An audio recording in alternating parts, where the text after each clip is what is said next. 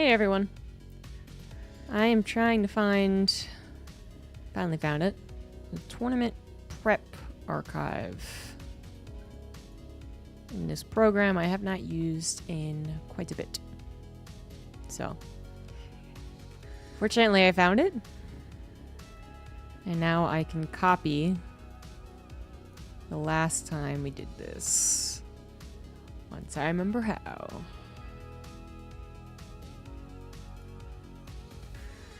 Did I do it? Nope.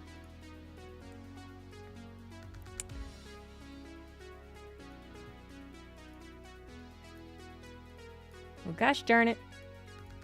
I totally forgot how to use this program. It's been so long. Hello.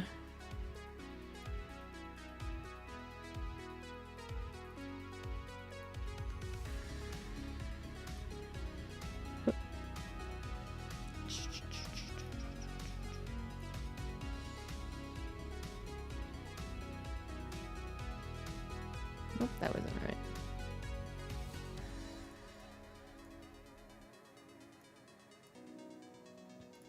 There we go. Oh, I did. I did do it. Okay, great.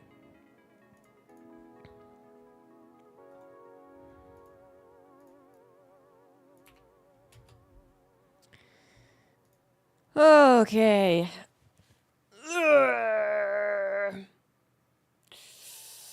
It's been a while. I mean, literally, since the last EWC, I have bothered doing any amount of,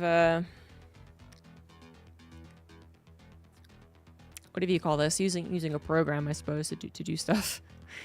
So, yeah, this is going to be a lot of housekeeping. If you have watched any of my previous streams that are similar to this one, it is very much like watching someone study. So, if that's something that floats your boat, great. If it's not, that's cool too. Yeah, and then we'll talk more about my future plans of studying, I suppose, up until I leave for EWC, which is next Friday or Saturday? Saturday. Okay. So first things first, let's bring up the actual... Well, I guess this button's not particularly useful anymore.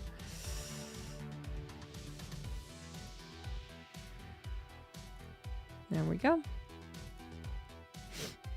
It's in a week and 5 days. Yeah, I guess it is. I don't know. Something about it being next weekend that I leave feels like it's still so far away. I don't know. You put it down into a week and 5 days and it sounds way shorter. Anywho, let's go ahead and start registering everyone who made it. Let's move Clem up to number 1. I don't suppose we could just kind of... Yeah, because they don't really have standings. So, actually, yes, I guess do remove that. Remove. Just remove the whole thing. There we go. But Clem still gets the number 1 spot because he was the winner of last year's. So he qualified from, oh boy, gonna need a whole new list of qualifiers. Korea works, I guess. Korea qualifier. European qualifier. Just copy paste that. That still works, actually. Just make it more specific. That still works. Well, I guess it's Asia, actually. That's not needed anymore.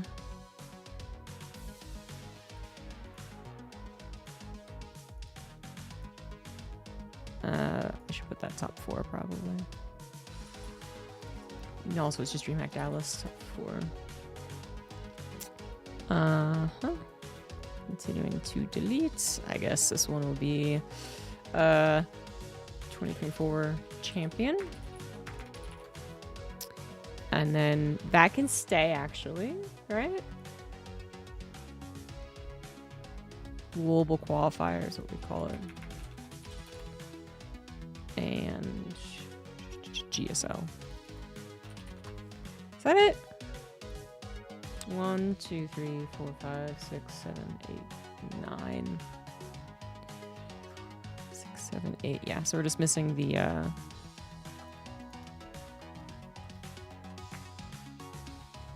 Bellum, Jens, Elite, Stara, Zagora. I really like what they're doing, but I really feel like they should change the name of it. It's got to be something.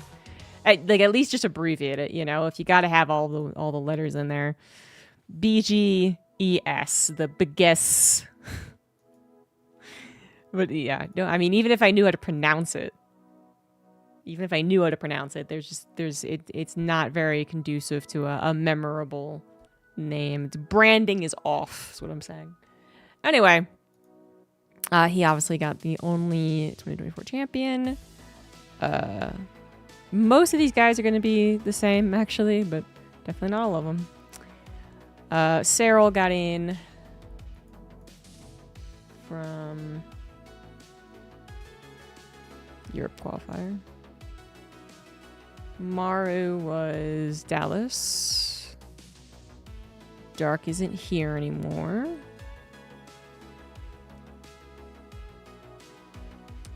Well, it's 11, 18 players.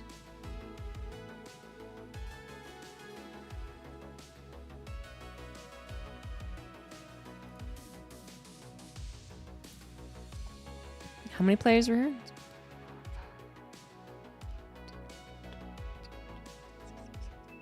Yeah, okay. So I should just change. Well, you're just gonna go down. Just go down. Just go down there. Part of the tournament is also very important, actually, because yes, there'll be a round of 16, and then there'll be a play-ins. So we can put play-ins.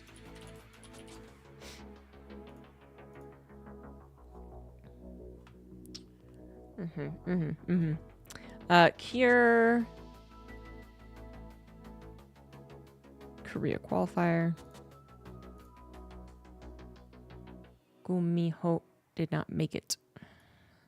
You're also down there. Byun. Global qualifier.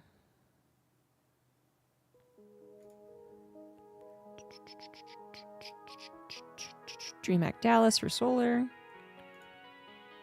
Oliveira is no longer here. Rainer was also Europe qualifier. Okay, say that. Stay there. Stay. This is actually global qualifier. Hero won a GSL.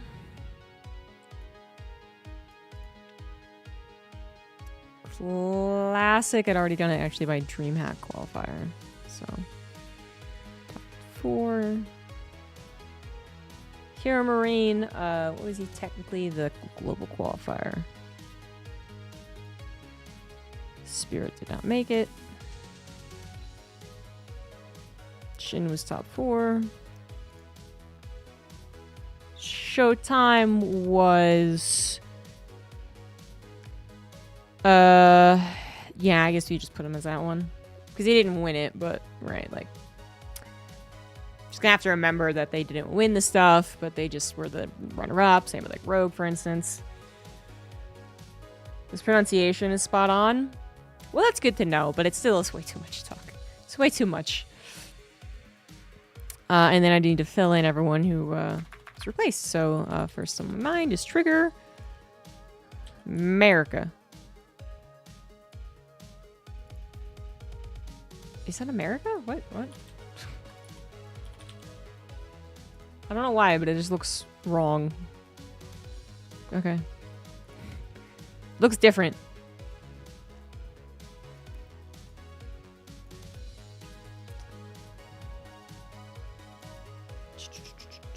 Let's put in Zound.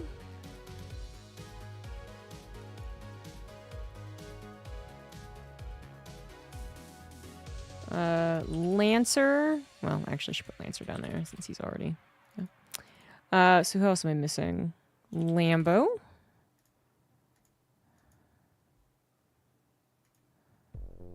He is in plans. Yeah, I'll make Lancer here. Lancer is... Oof. Right, it's Cyan.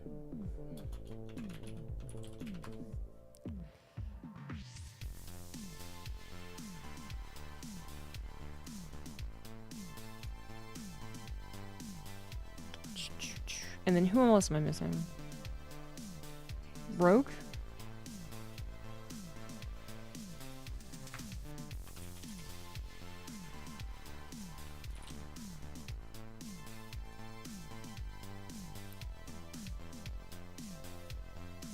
Alright, and now I just need to figure out who is in plans.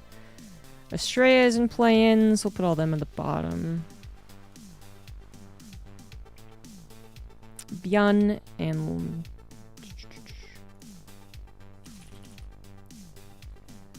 Hero Marine.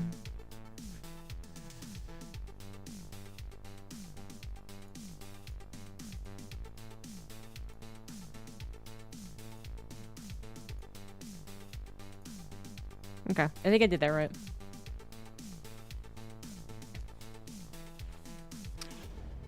They're saving on stars. Yeah, I mean, it just... obviously, they, you know, fitting in 50 stars is always going to make it look really weird. It looks like... I don't know. It looks like a big star, maybe? Is that what's freaking me out, I guess? Kind of, yeah. And let's attach all these people to their... all the guys I just changed.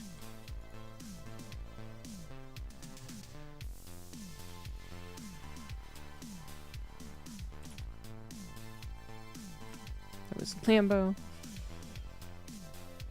Damn it! It's the opposite of what I meant to do.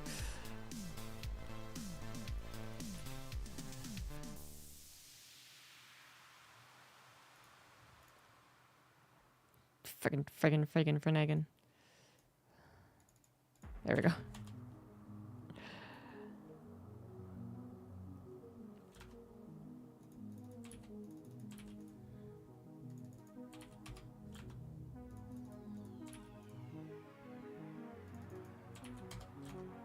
Oh, and Zound I also...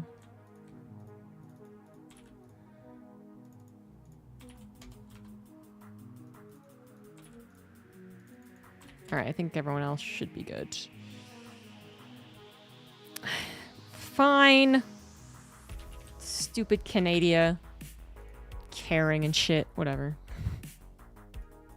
Caring that you're different from America. I mean, why would you? America's great. We've done nothing wrong. And there are Legolex. Wigawhack.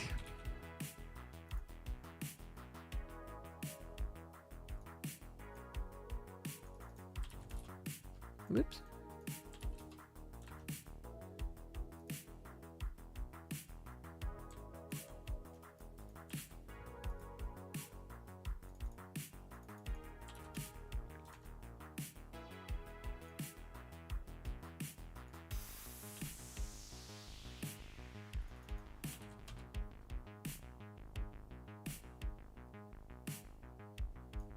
You're not gonna show the whole thing? Fine, be that way.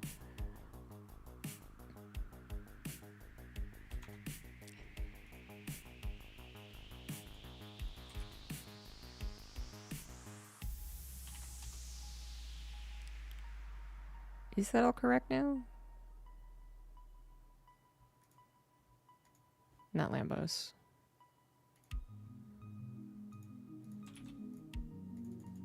Alright, that should all be correct now.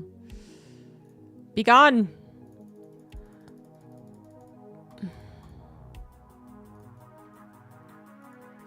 Okay, so that's all fixed. I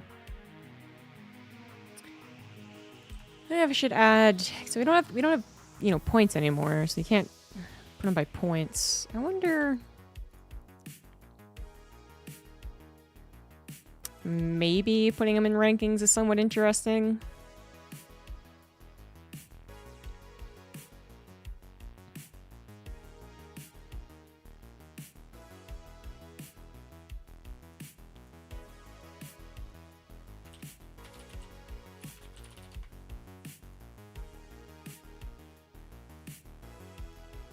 Oh, no, I don't want that to be a date. Which type? Just text is fine. Or can I put it by number? Number. Put it by number.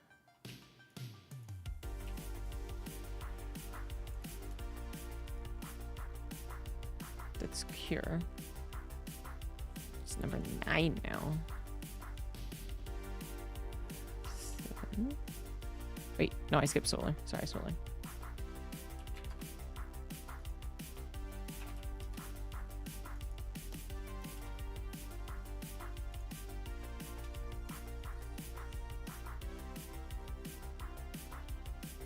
Shin isn't up here. I had to scroll down for him.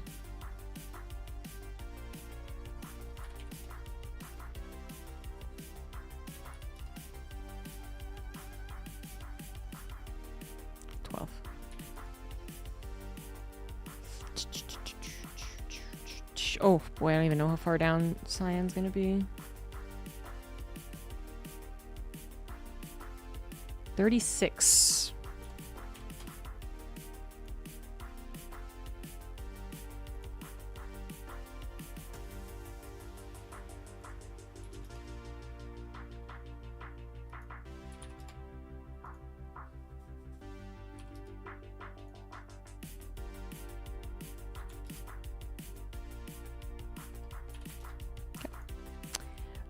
Anything else that might be interesting?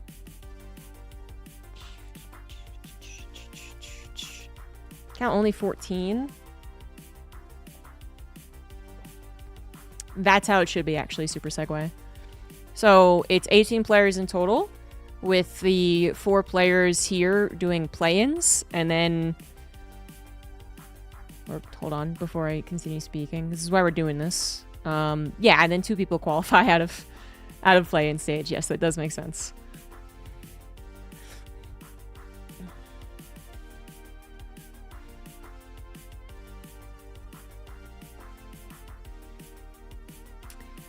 So anything else interesting we could put there? Anything order-wise? I don't think so. I don't think so. So I guess we're done with this page. These are all the EWC players. Could do by race.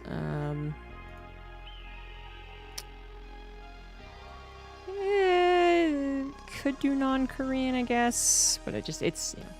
I mean, most of this is unnecessary. Like, I don't really need to know all their races, because I know their races. But since it's already there, you know, I figured might as well. But as far as who's Korean and non-Korean, I don't think I need that. There is no round of 24.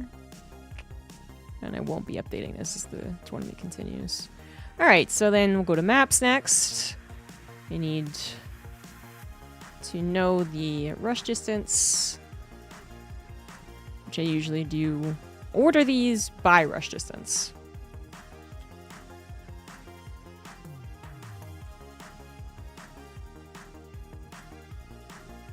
Did I do that? Yes, okay.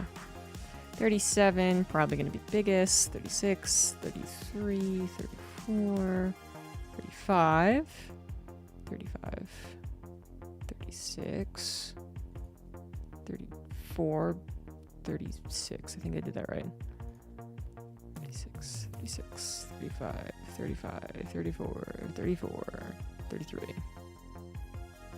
Nailed it. 440.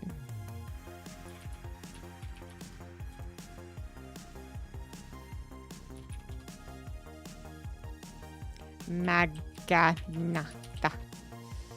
What does this button do? Oh, right. I don't need that.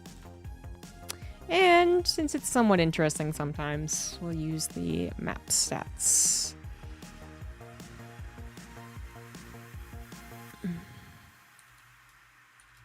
No!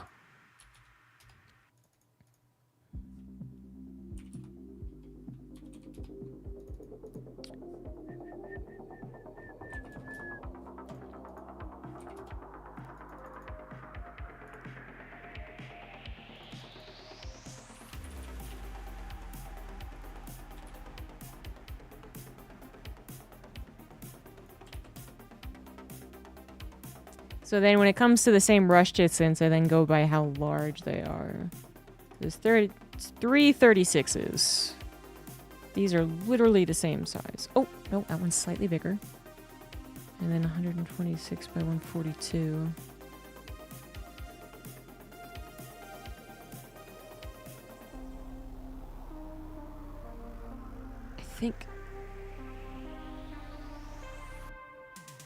I think this actually is correct. It's gonna be it's close enough.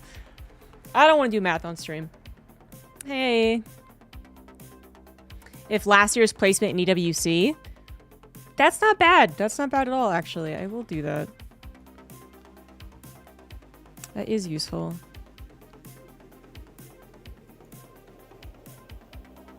Yeah, we'll just do...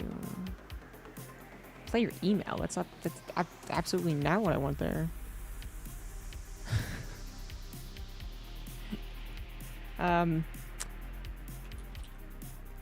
EWC 24 placement. There we go. That's what I'll put it as. And that's actually pretty useful to know. So I'm gonna bump it up to here.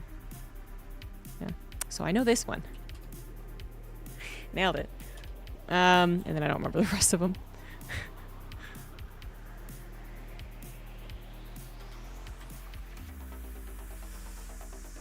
Whoa, that's not the thing I wanted. I wanted the Wikipedia one. Where? Damn it, stop. Wikipedia is the only tool I know how to use. Ugh, fine, I have to search it.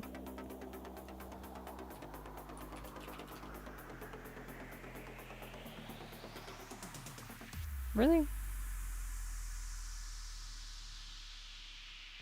This is how I'm gonna get there? You serious? There we go.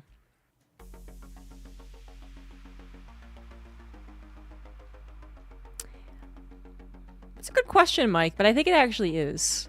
I think it is the same rush distance between all three. I think that's the way it actually is in all 3-player maps. I mean, I did have to go back a ways to check, actually. You know, like, the only one I can ever think of off the top of my head is Merry-Go-Round. There are plenty of others. Well, Catalina as well, I guess. From the golden period of base rate TV.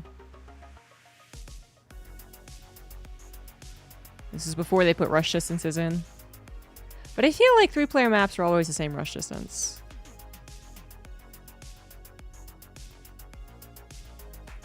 Or at least very, very close. 4-player maps definitely different.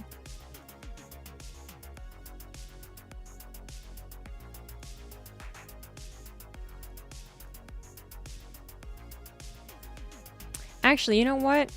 If I could duplicate this.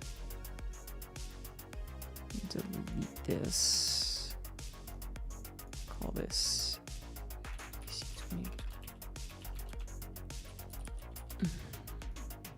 That would be good.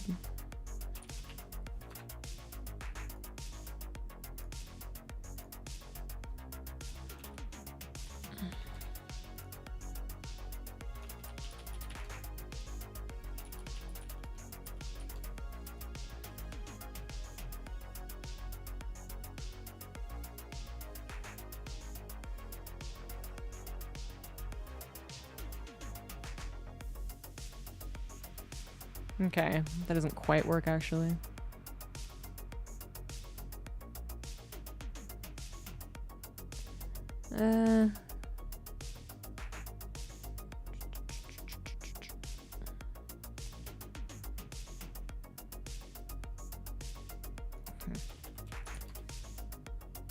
Fourth is round of 4. Okay, I didn't need that. Just kidding. Go away.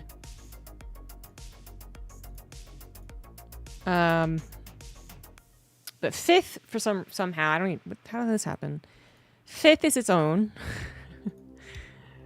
6th through 7th. Then 8th through 11th. Yeah, this is why this doesn't really work.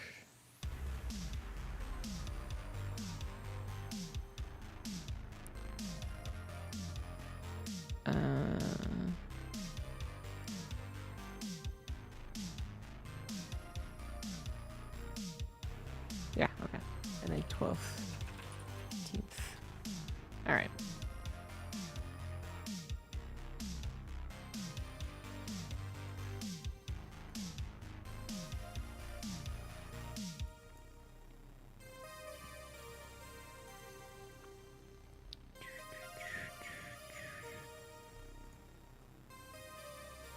Dark and Hero.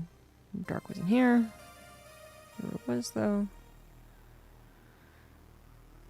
Mara Rainer, 6th, 7th. Solar, 8th, 11th. Classic, 8th through 11th. Beyond, 8th through 11th. Gumiho wasn't here. Womp, womp, womp, womp, womp, womp. Straya, 12 to 18. Coffee's not here. Shin. Olivera's not here. Hero Marine. Spirit's not here. And Showtime. So I guess I should also put... I did not participate. NA works, I suppose.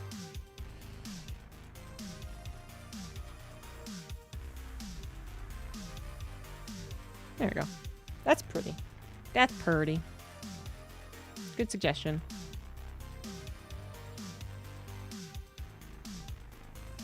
And back to the maps. So I sometimes also put picture and how many bases there are.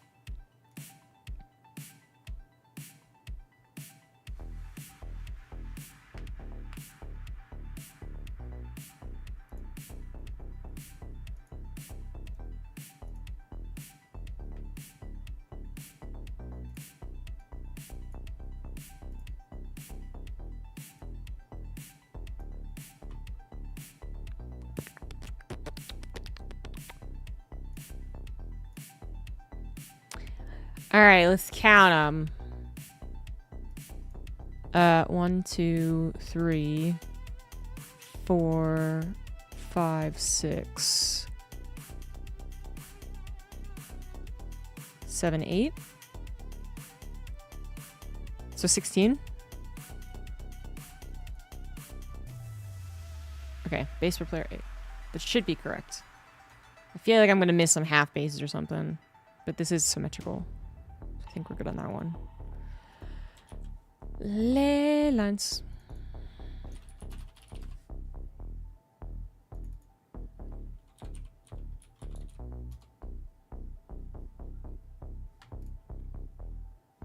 Perfectly balanced. Look at that TVZ record.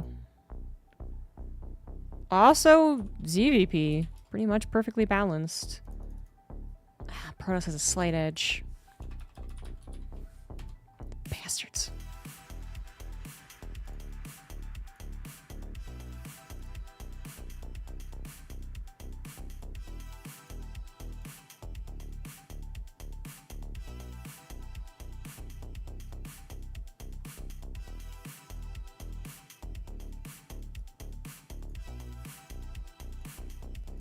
All right, same with this one.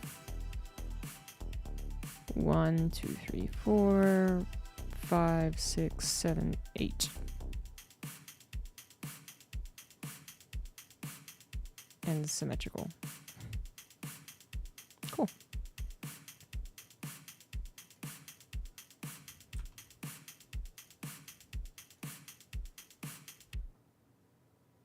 I forgot to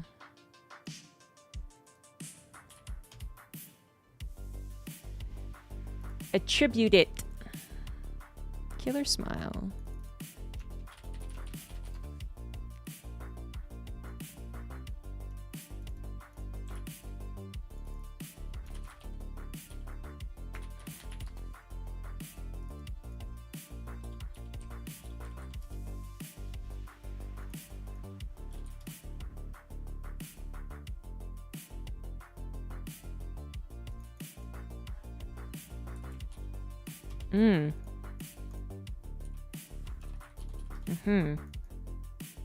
Oh.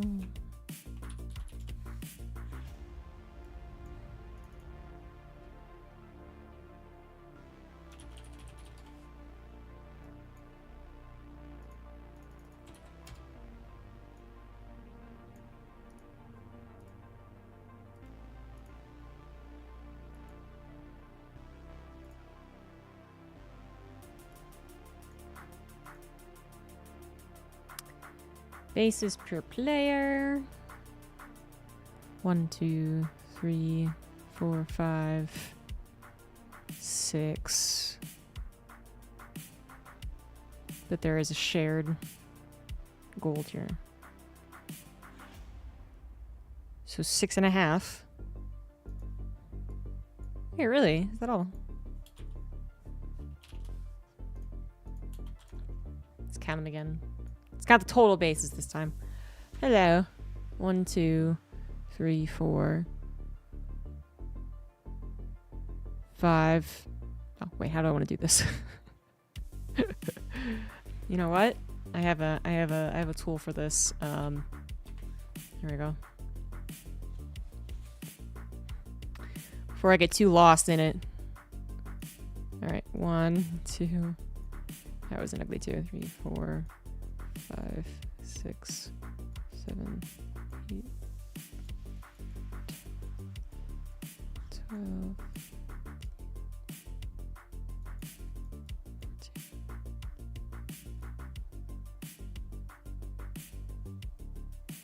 You can add the count of healing shrines. Be worth mentioning that has one. Is that correct? And then 15. Not missing any other bases. Okay, then I was, yeah, it's 7.5 then. Yeah, I definitely missed some when I count. Okay.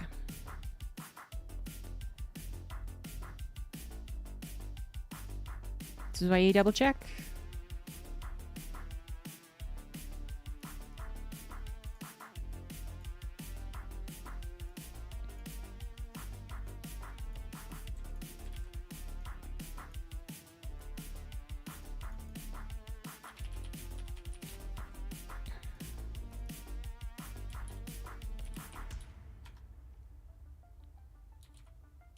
Wait.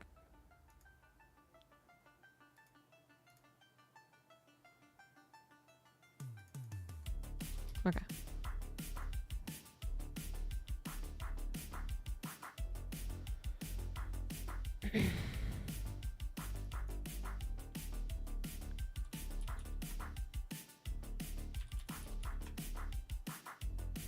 Whoa. Not so balanced, is it?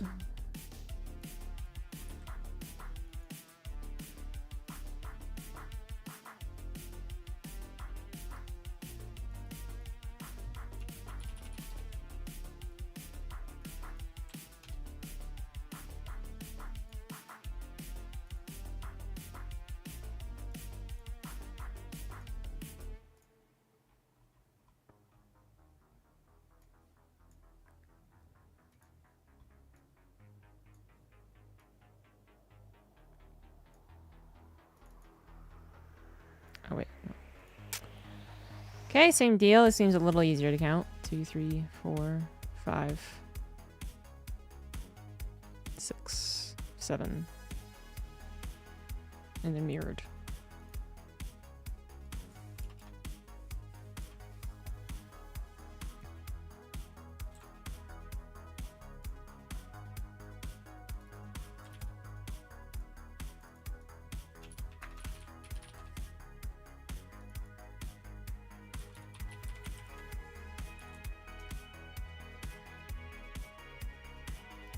It's funny. It shares almost the exact same stat as its predecessor in this position.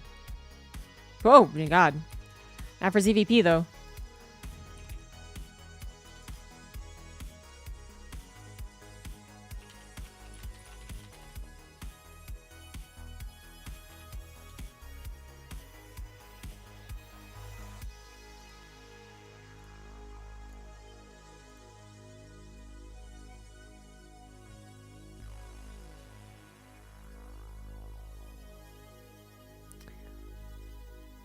Okay, 1, 2, 3, 4, 5. No, wait, can't do it that way. Hold on. 7 of those maps let a gas. Yeah, I mean,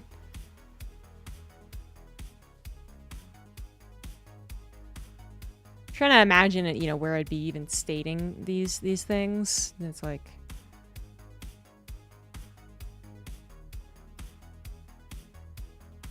will that matter? I don't know.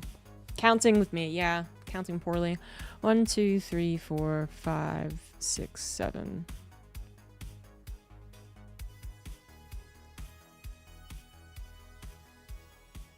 8.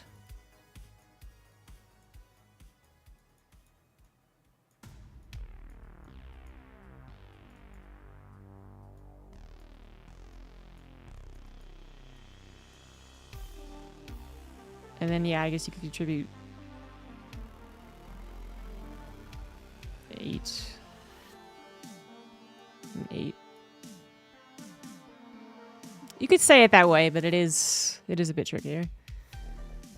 It's more like 7 and then 1 shared for each kind of situation.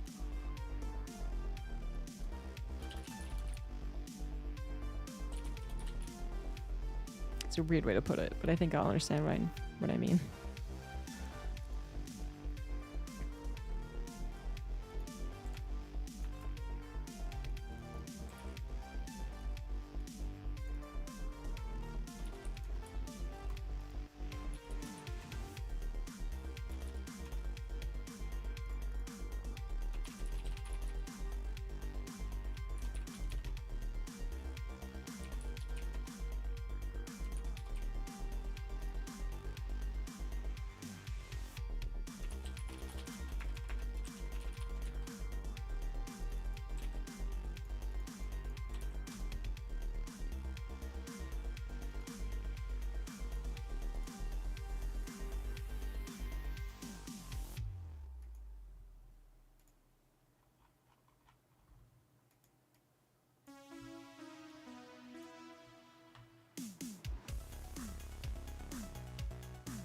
So many maps, so many maps.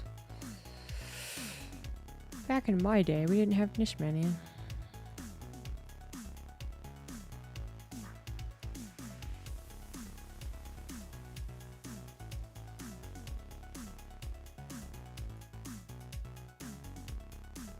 Seven each.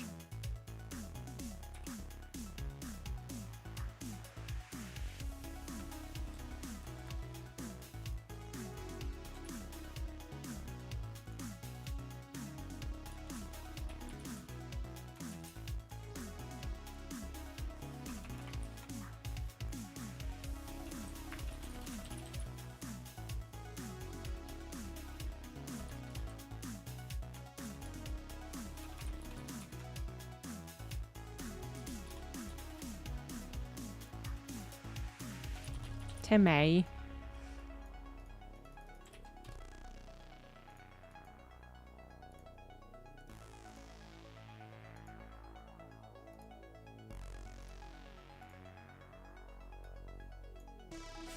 And this one's kind of tricky.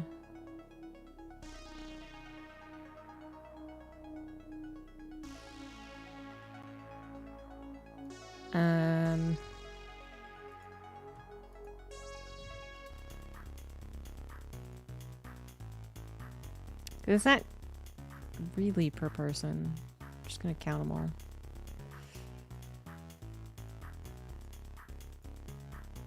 With this type of map, it's not so easily divided. Jesus. Jesus.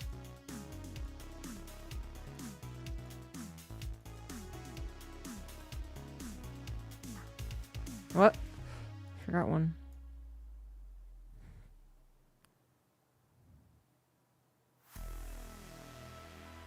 $18. Wow. And I guess that's what's gonna happen when you have multi-spawn. Gonna just put this in quotes for this one.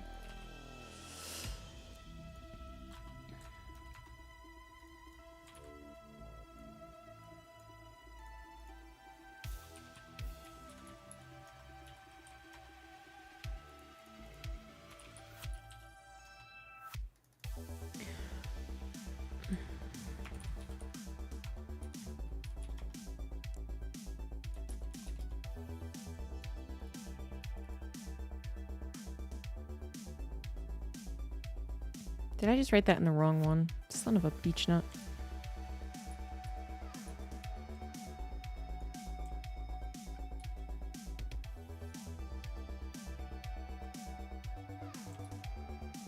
Yes, I did. Idiot.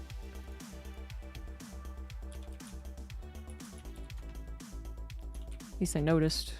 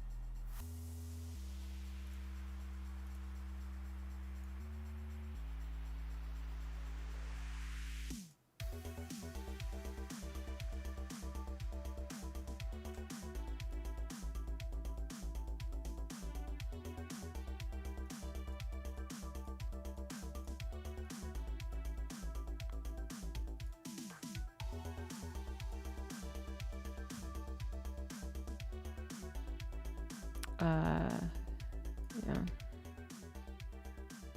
So 8 per.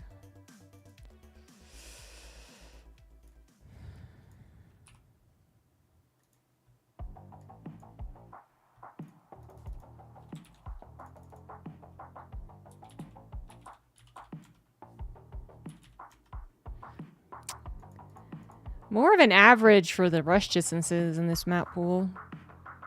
It's kind of boring.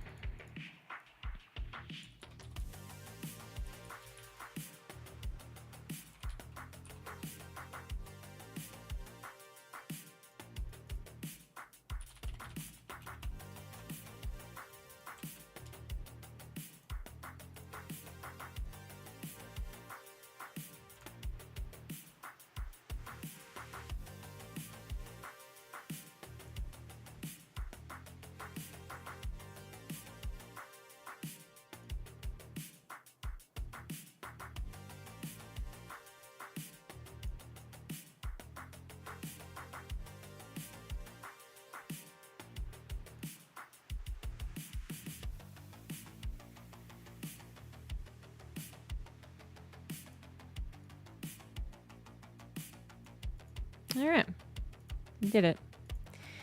Yeah, it's we had a 30-second and a 31-second in the last map pool. So we had a couple of, pretty rushy maps. This one's not so much. And then there's a pretty severe imbalance on some of these. Notable torches for TVZ. Not so much. Not so much. Not so balanced. Even for ZBPs. Reserve just should never pick torches, apparently. Hey, Steadfast! Thank you very much for the raid. Welcome, everyone. We're studying.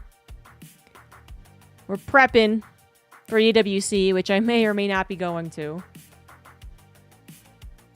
You don't know. I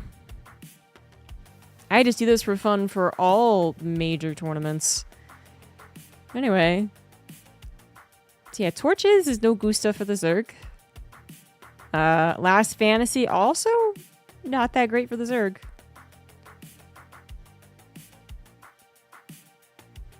Pylon, definitely not TVZ. I'm really, like, I'm surprised Protoss have that low of a rating on any map, actually, in PvT. I did finish Expedition 33.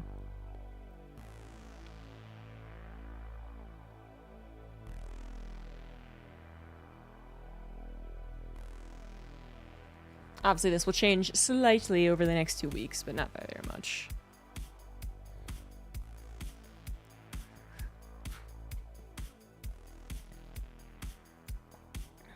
And then we're just not gonna know what the brackets are until the play-ins are done, I guess.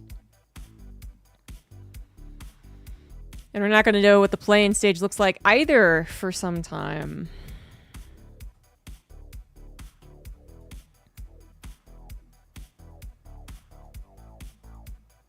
So that's unfortunate, because that's basically where most of my studying can really go into.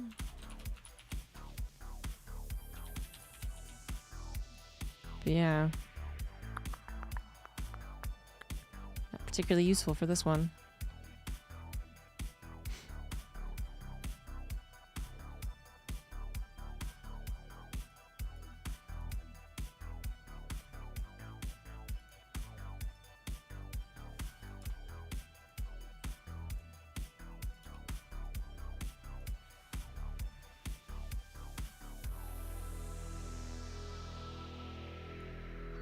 Oh wow, previous global finals have been updated in a while.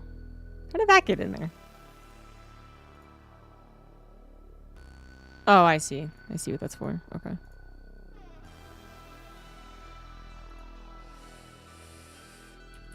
When I say a while, I guess it is only one. That makes sense.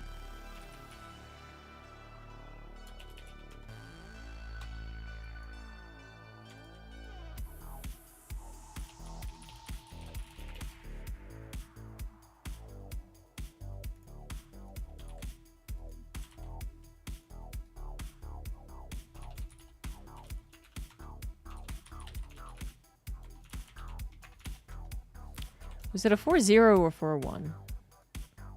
Or 5, actually, right? Jesus, it was a 5-0. Jesus. It was a clobbering. It does make it very hard to prepare for certain opponents. I actually figured that they would release a bracket, but then they would just fill in. But they might not. It might literally just be no one knows outside of the play-ins. Like, play-ins, I think they will announce a bracket before the tournament, maybe like a day before, mind you. But yeah, as far as the group stages, they're not going to know until literally this bracket finalizes. I mean, I don't really like it that way. I mean, I guess I do kind of like the combination that is some preparation and some kind of guesswork. You know, you get the players and how well they can predict other players and how well they're going to do. So they can be like, I'm facing mostly Protoss, and I predict I'll face mostly Protoss after that. But if they're not going to show it till then, I mean, you're just going to have to practice literally every matchup. Well, they got a couple more days then, Flame of the West. A couple more days. Prize pool format, qualified group announcement. When was the group announcement? Let's check that out. So it was played on the 14th of August, and the groups were released July 10th. So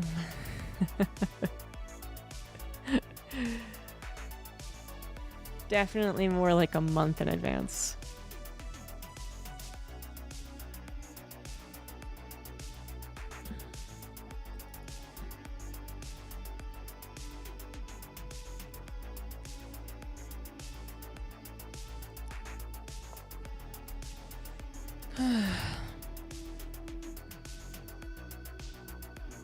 And then the talent announcement was like a week before. Yeah, 5 days before. Of course. I may or may not be on the talent announcement.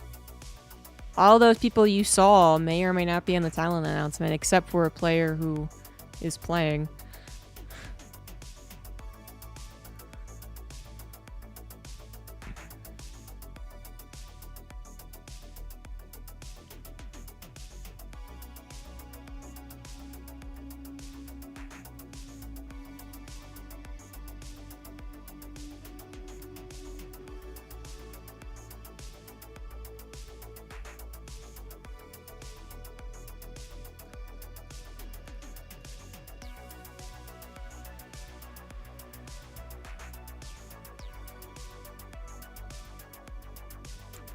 And the rest of them haven't changed.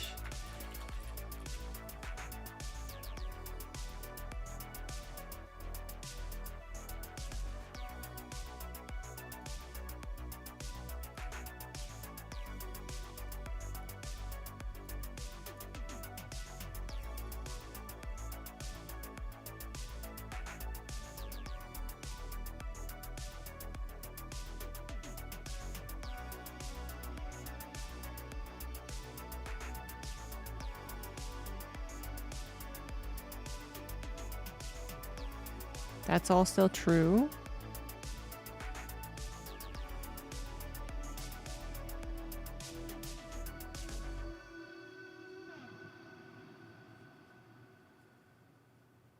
Yep, that's all still true.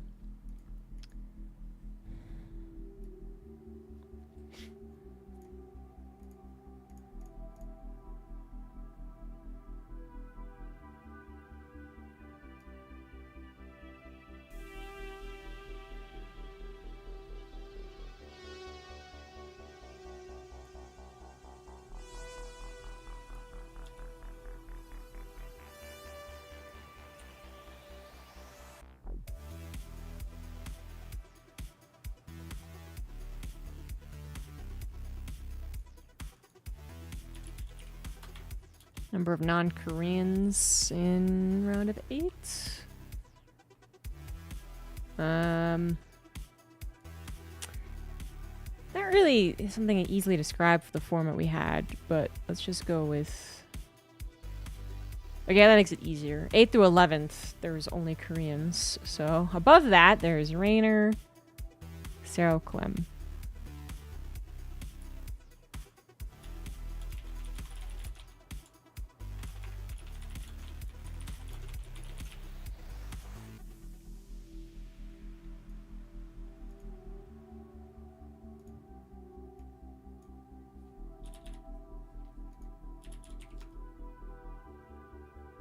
And this is where it's a little trickier.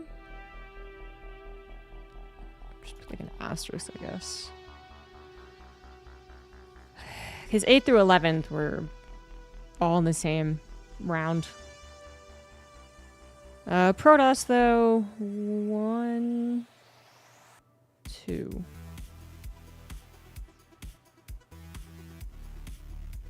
2. Terrans, 1, 2, 3, 4, 5. And Zergs. I actually have to count them because it's 8th to 11th. 1, 2, 3, 4. Zergs, Zerg, 4. 9, 11. Yeah, so that's like, yeah, it's very odd, but is he having non-standard format made? Sorry.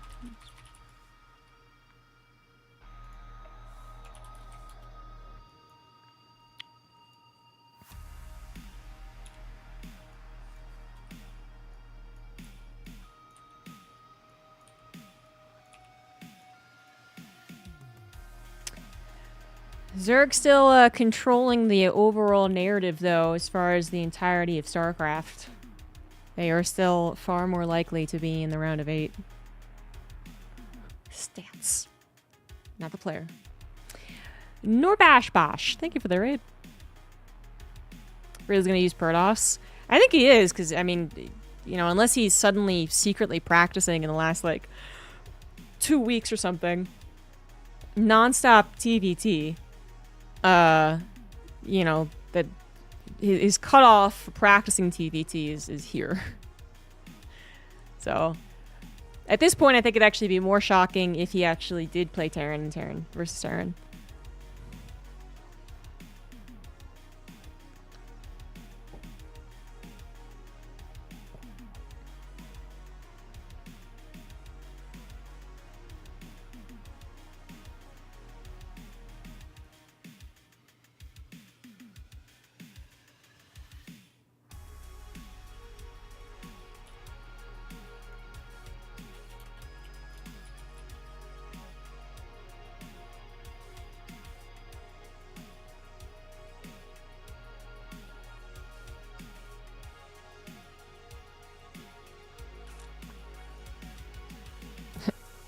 I like some of my notes here.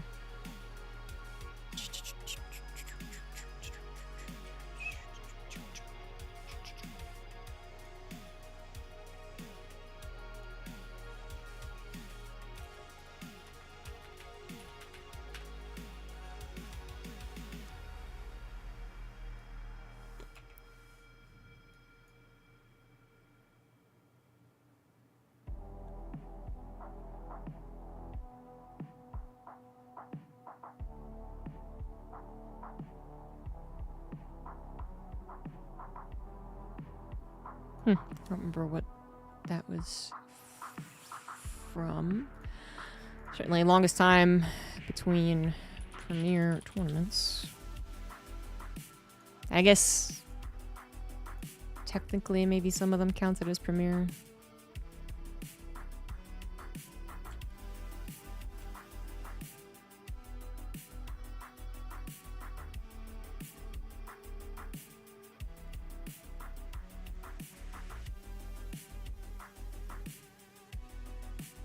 No. Oh. Yes. All right. Technically, Dallas was an S tier tournament. Yeah.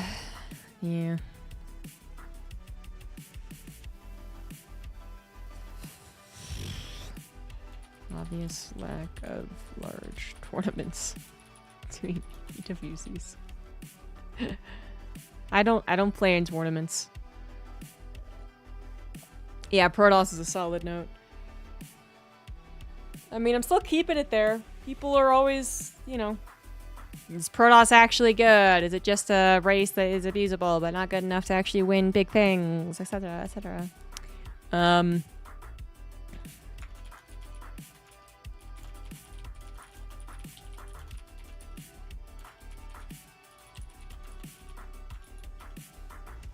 I really don't think Maro's gonna do it again, but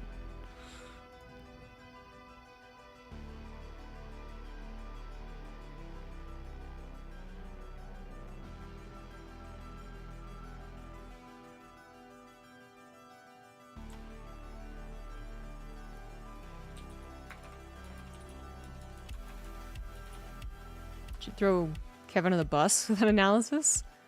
How do we throw him out of the bus with under the bus with that?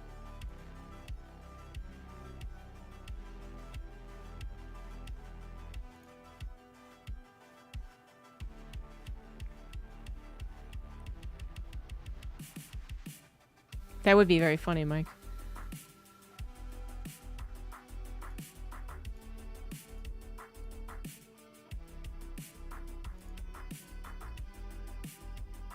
I know.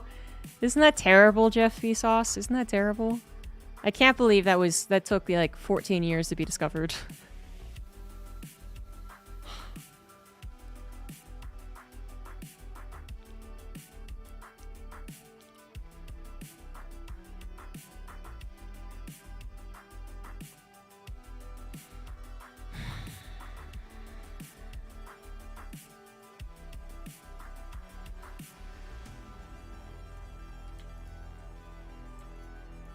I have to go look up which one of these are best of sevens. Ugh. Ah, no! Take me to Wikipedia. No! No! I mean, I guess I can just count them manually. All right, fine. Fine. So after, or no, because these are notes taken before EWC show. So, all right. 5, 5, 5, 5, 7. That's one more on the 7. Oh, I did just put best of 5 plus. Okay, thank God.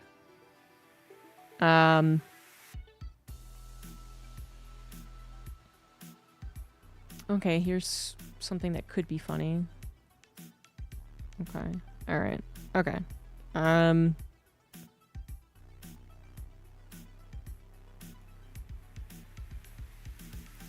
that's not really interesting anymore. He lost best of 9, and he actually still had not lost a best of 7 technically since that 2017 period I had written out, but he did at I guess I could just write that instead.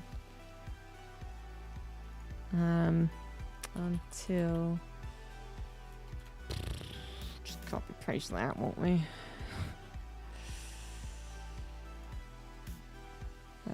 How do I make it not? Okay, whatever, I'll just leave it. 2025, yep.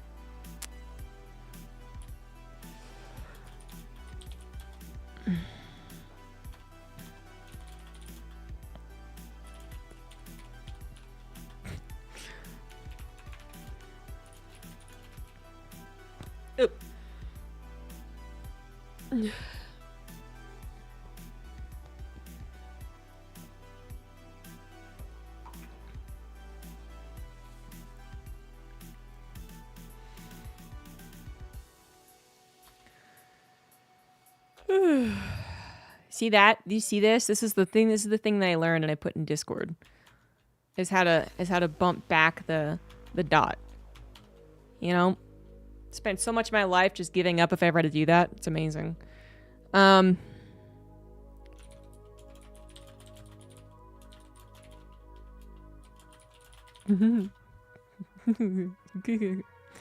a really rude way to say that.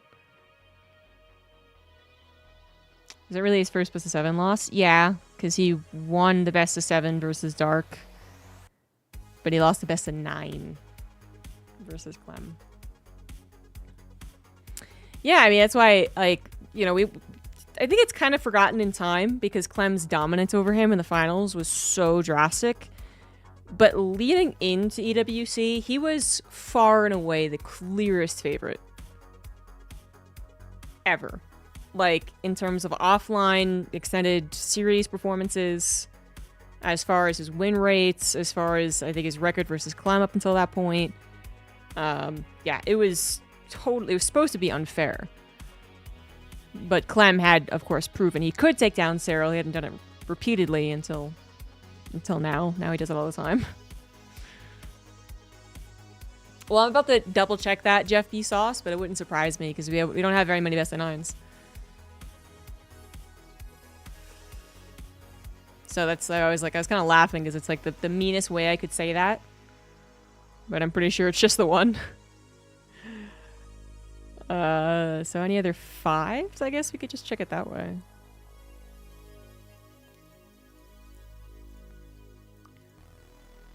Okay, this is backfired. Okay, there's a 5.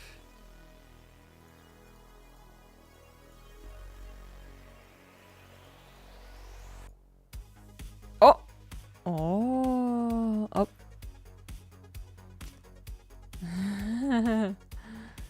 Okay, that was best of 9 apparently.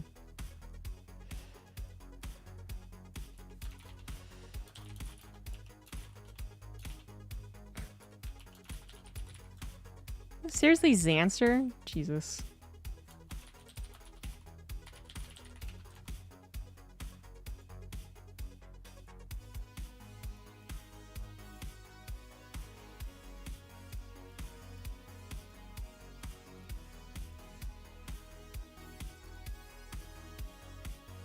Nailed it.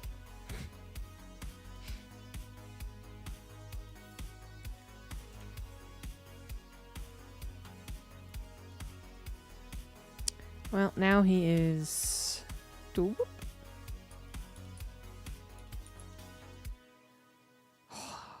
Went down a couple of percentage points. It's no longer impressive.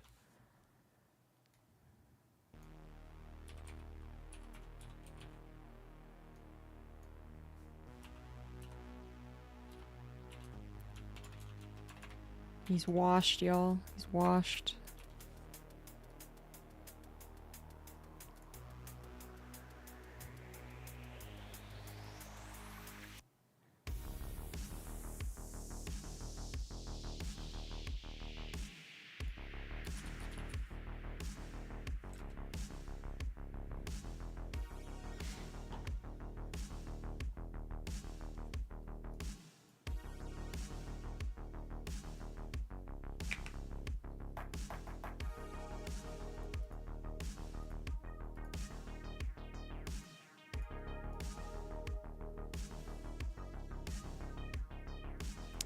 Still blows Clem's record out of the park, though.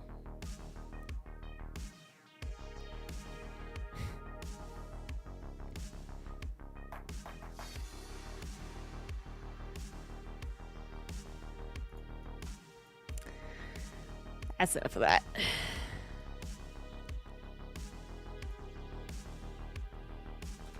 Actually, it would be interesting to know if he's literally the best extended series player in StarCraft.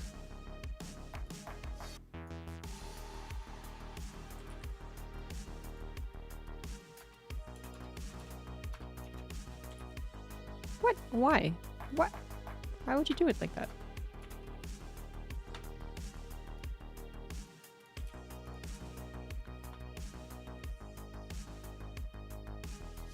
But why? Why does it go down one? Whatever. Whatever.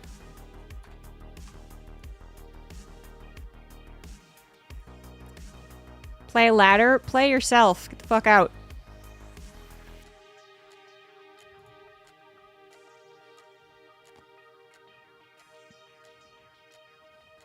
If you didn't know and you're still actually here, streamers never like it when someone tells them what to do.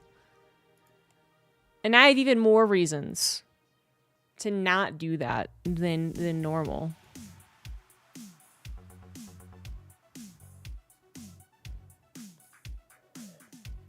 You do a backflip.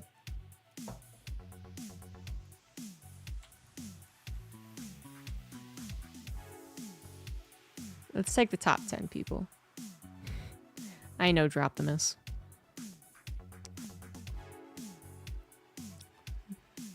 My fake outrage isn't actually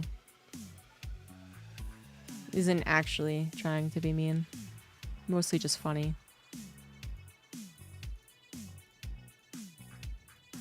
At the expense of the person I'm doing it to, of course. It's not a victimless crime.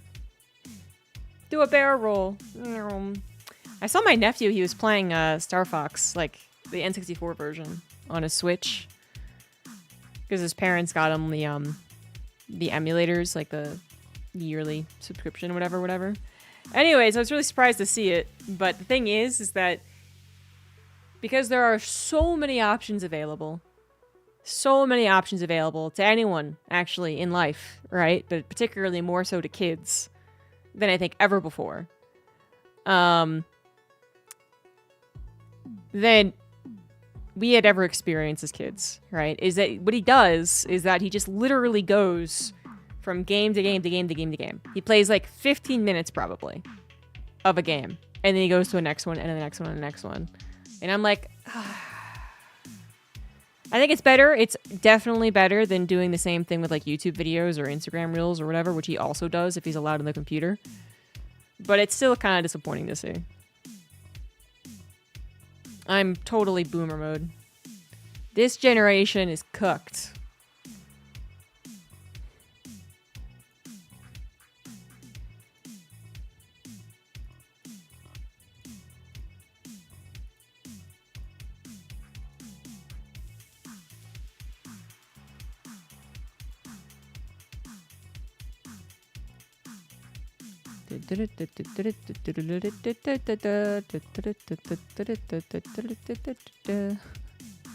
Almost there.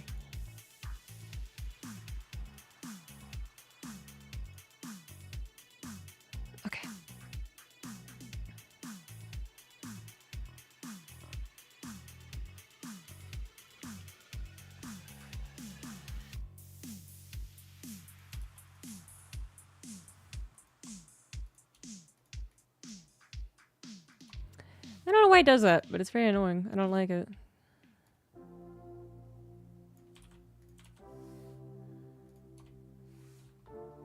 I'm gonna live with it. Ooh, Classic's pretty good at this. Son of a bitch nut. Son of a bitch. Is that how it's gonna be? Damn straight.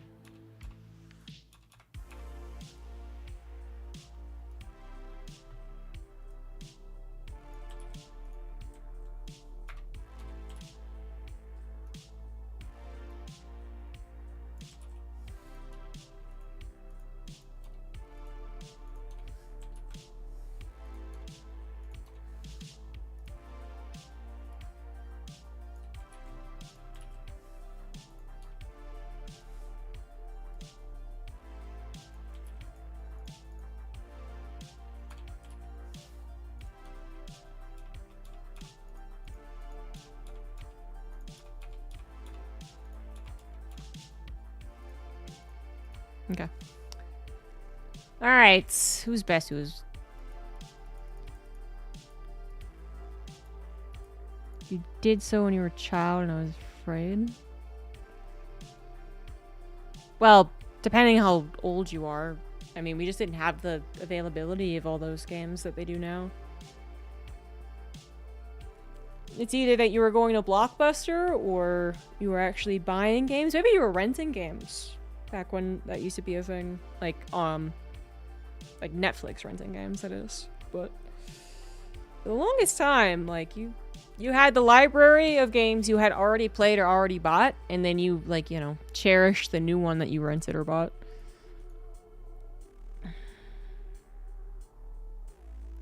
Trying to base out the format. Yeah, that probably could have helped. I think it's because of the percentages on a Ligulac. They're smaller. Looks like they're almost on a different line. But I made do anyway. Alright, so...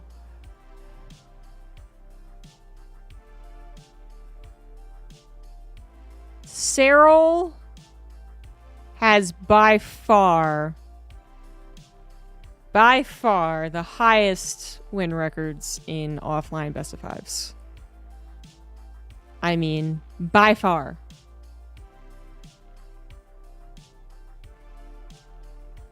Maru pales in comparison. You know, and all the Cyril or the Maru stands are going to come out and be like, but Maru's offlines are harder. Yeah, alright. It's not like every other statistic that you can pull up still favors Cyril, but whatever. People are still arguing about that, Team Liquid, I think. Let's check. Yep, still top 5 thread. Yep. 12 pages in.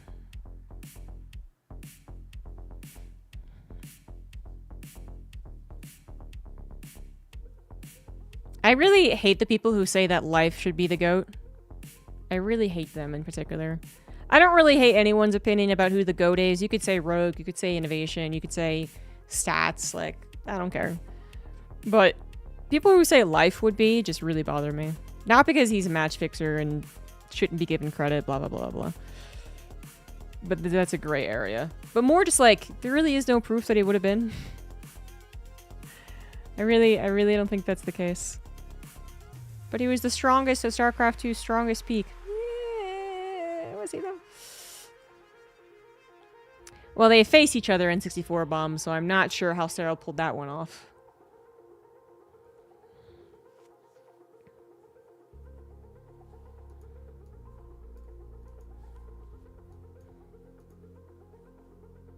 That's it's pretty amazing if he did.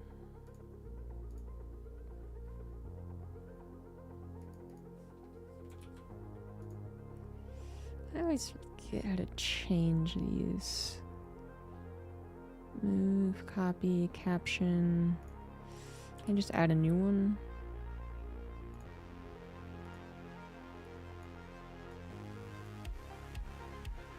No, there's some other button to do it.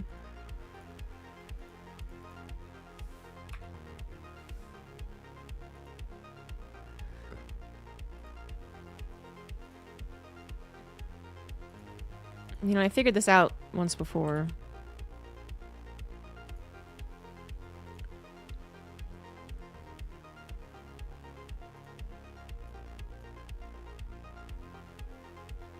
I mean, that it really matters. Doesn't have to be fancy.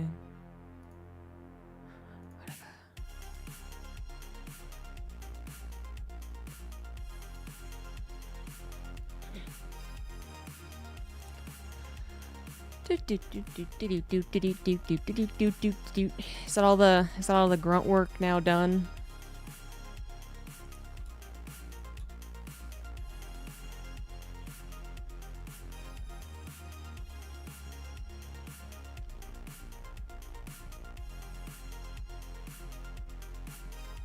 Probably.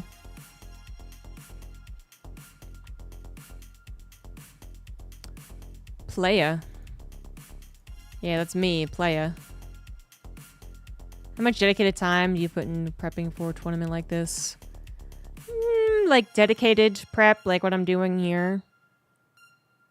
I don't know. Max like 4 hours probably. I usually do it all in one stream. Well, actually, well, it kind of depends. That's the problem with anything, is like, you know, what do you actually mean by prepping? Because if you counted all the pro lessons I took in the previous years, you know, I did like 8 of them, or 6 of them last year, let's say. That's an extra 6 hours, or is it? And then usually what takes up the majority of the stream for this is going into each matchup, but we can't do that because there are no brackets given to us. So, I mean, I would say an EWC prep stream, or a tournament prep stream, is usually like 4 to 5 hours long.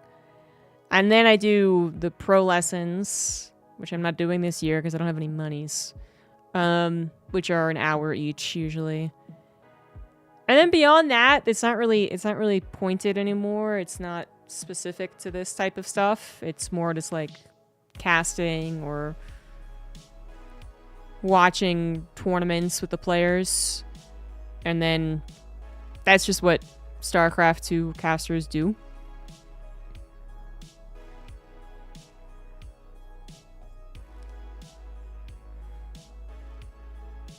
Casters remember everything off the top of their head. Well, frankly, that is what most commentators do. You could call me special for doing this work because no one else does it, really. But aside from like a few people a couple of times, but there'd be no reason to. I mean, I think it's useful. I think I've come up with some nuggets, interesting little tidbits because of it. But, you know, all the other commentators, a lot of the other commentators, not all of them, are, you know, just casting and VOD reviewing and making content about StarCraft like 24/7, so.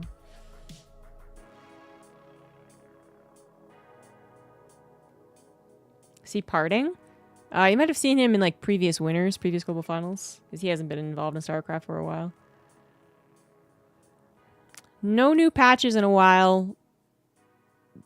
Maps haven't changed in a bit.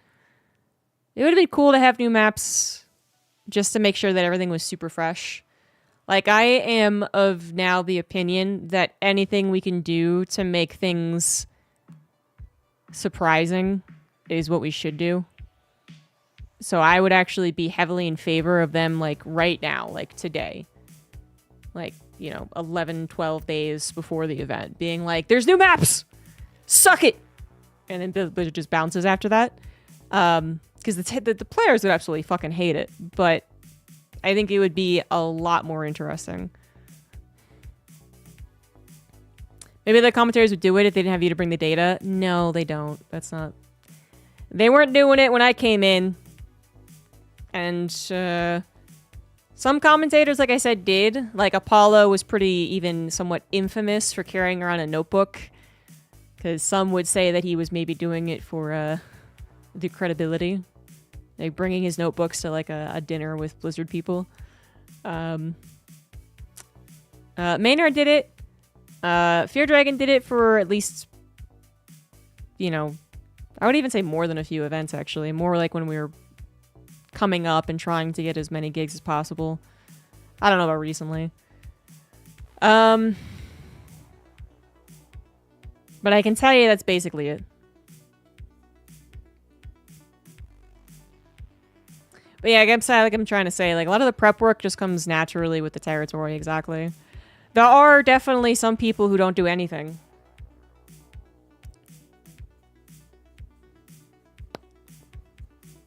But I'll leave that up to you to guess.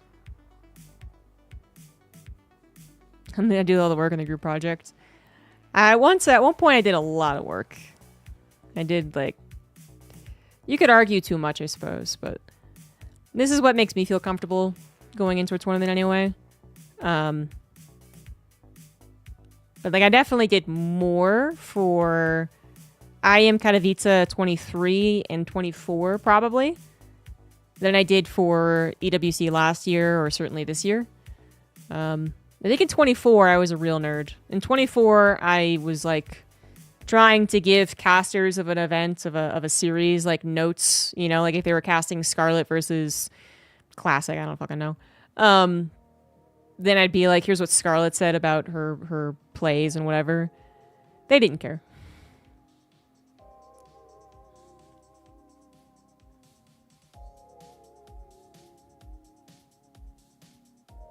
Is it really that hard to guess Orlando Habit?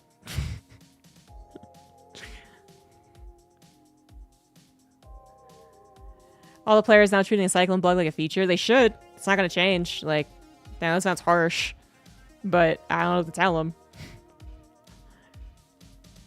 And for, you know, such a colossal bug that is notably complained about every time that cyclones do pop up, especially in TVZ, it doesn't seem to actually pop up that often. I'm not saying that they shouldn't complain about it. They should. They have every right to, at the end of a cyclone TVZ, be like, it fucking sucks that it's bugged. But...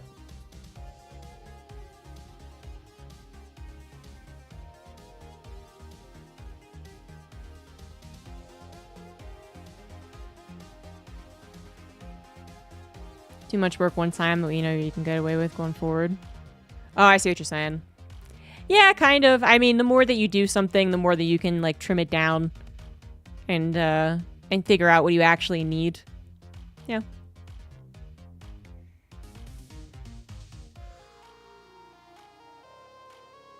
Unfortunately, there's some things that can't really be trimmed down, though. Like, if I did pro lessons again, there's not really that much of trimming down. Like, I could try to ask more specific questions. But in general, what happens when, you know, you interview or get lessons from pro players in this type of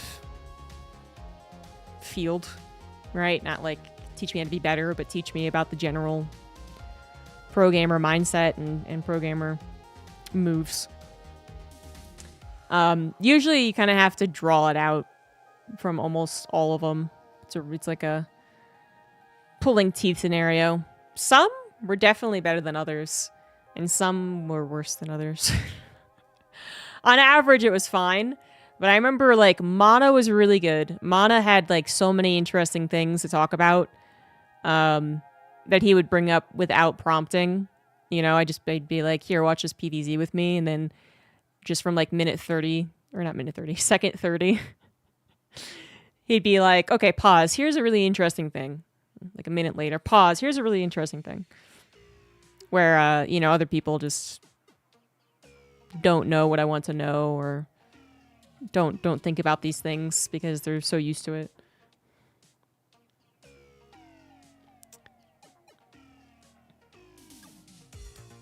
Lambo was good, yeah. He was, like, there are players who you just don't have to ask that many questions for them to bring something up. And there are players who you really have to ask a lot. Lambo was, like, on the, like, closer to Mana. If I recall correctly, Thermal was also pretty good. Last time I had a lesson with him, though, was like 2 or maybe even 3 years ago. Do I feel compelled to say something from your homework? No. Only if I really think that it's interesting. And maybe it doesn't matter at all, but I'd like to think I don't just say statistics because it makes me sound smart. Usually I think I'm pretty good about actually using stuff that is useful.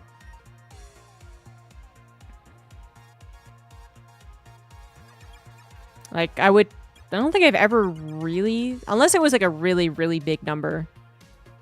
I try not to use numbers that often, actually.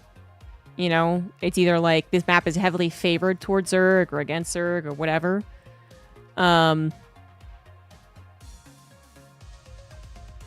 Rather than saying, you know, this map is 80% in... Well, if it was 80% in Zerg's favor, I would say that, because that is a pretty large number.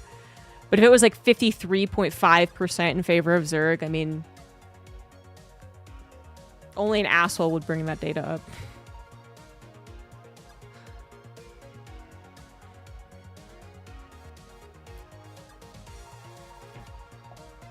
I just think I would like to think it's all being used to contextualize things.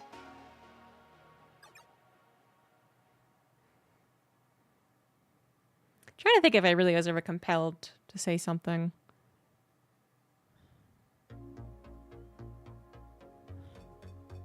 And I was like, ugh, I shouldn't have brought that up. That was useless. I don't think so. And as far as criticism I've gotten, I don't think that's been one of the criticisms that I, like, fill with, like, useless information.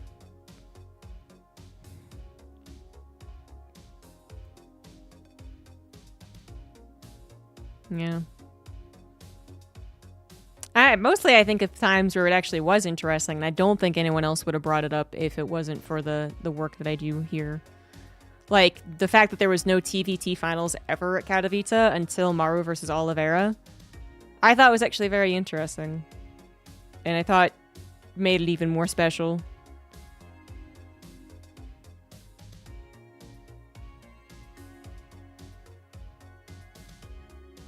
Or, you know, last year I definitely brought up that Cyril had this amazing win record in extended series.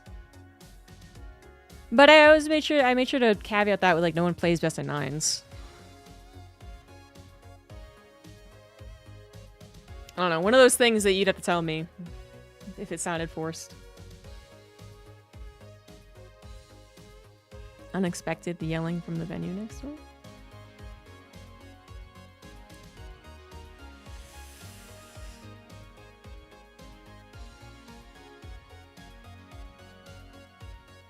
Kind of a natural conclusion we're able to have it, I think, just because, like, you know, there's either people who do a lot of prep work who, like, go into a tournament, they get their notes out, they do, you know, the stats, they maybe you're, like, really nerdy, they got, like, Google Docs and Google, like, Sheets up and shit like that. Or there's people who just do it as, like, a day-to-day thing, right? Like, Pig doesn't really need to do what I do because he's just involved in everything. And it's like, which players, which people do you think don't do either?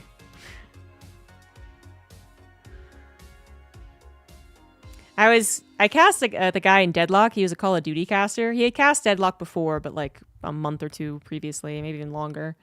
Deadlock's a very hard game to cast, but he gave me access to his Google Doc for Deadlock. And it was extremely useful. He had a programmer friend set up a Google Sheet so that, like, you could, you know, put in the team names. It would automatically draw up the team roster. And then you could put in the draft picks into the player. And it would also automatically bring up the character, the hero, with all of the hero abilities. That was extremely useful. And that's something I would be able to create on my own. But I remember I received it and I was like, fuck, these guys are smart. They're good at prepping. His dead doc? Is that anything? Is that cool? Is that funny? Sure.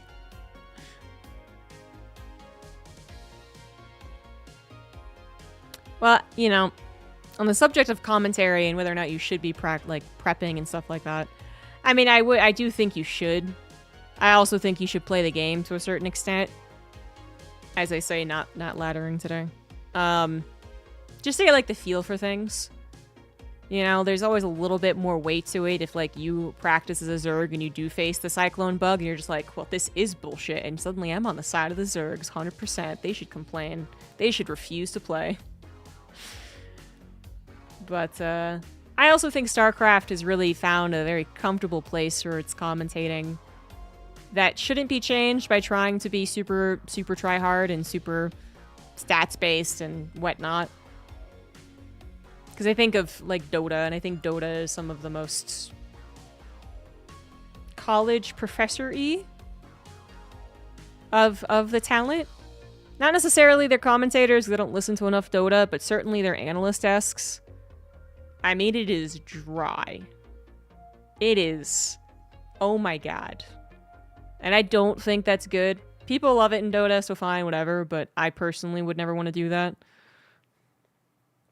I like that StarCraft 2 commentators, you know, are friends with each other and just kind of casual with each other, and I think we all sound like we just StarCraft and us casting it sounds like a fit into an old shoe, you know?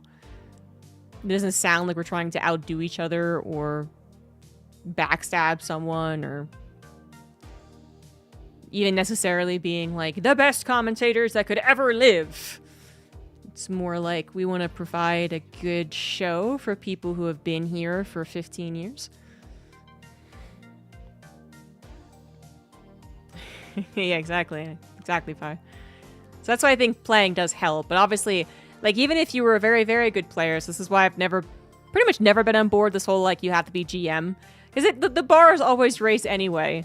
Like, when Nate was Masters, he was like, you're not Grandmasters. When Nate made Grandmaster, he was only NA Grandmaster. When he started to climb the NA ranks of Grandmaster, and I think he even did play on Europe or Korea, I forget which one, people still didn't care. You know, like, when you only play mechs, that doesn't count. Like, and even if you are fucking good, you know, even Lambo will admit to not quite understanding why Cyril did something or did this or why he prefers to do this thing, although he would be the one to note that he prefers to do the one thing. It just seems so pointless. Try and get good.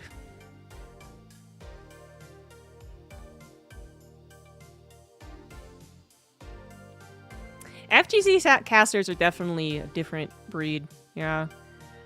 I mean, I go between thinking that they're all generally pretty amazing to being like, okay, I don't think this is good commentary. It's a lot of whiplash, honestly.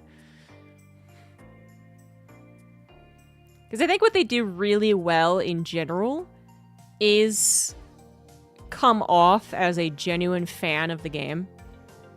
I think they do that well no matter what happens. But what I think isn't done well in the FGC casting scene is basically just flow. And I think that is just how difficult fighting games are to cast as well. But there's a lot more like hiccuping, I think, when I listen to them cast, which is not terribly often, but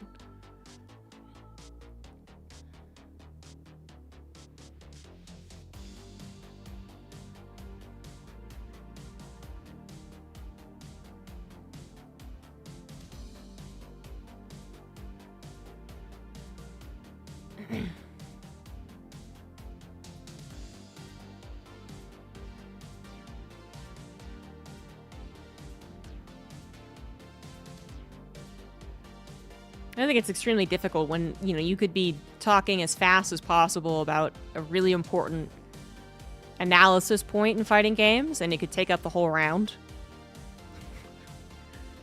And there's only 3 rounds, and you're like, I'd rather...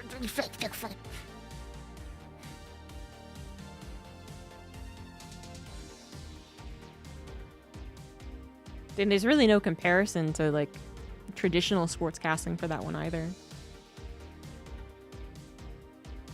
I don't think StarCraft gets really close to traditional sportscasting either, to be fair, but I think it's still, like, somewhere in the realm, whereas fighting games, I have no idea what traditional sports would compare.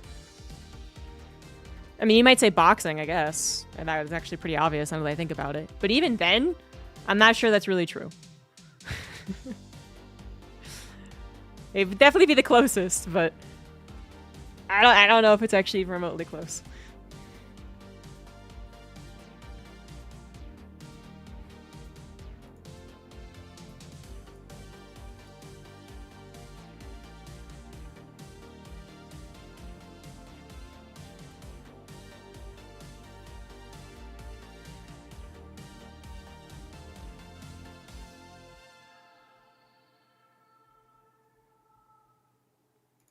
Interesting.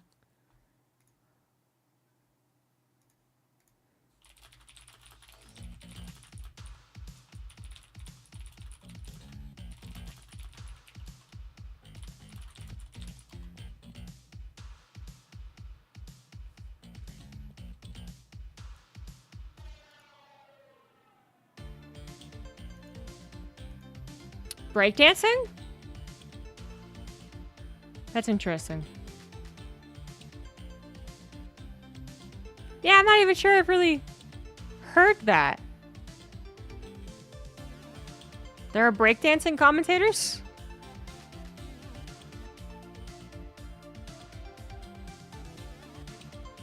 This reminded me of, like, you know, maybe like yo-yo competitions.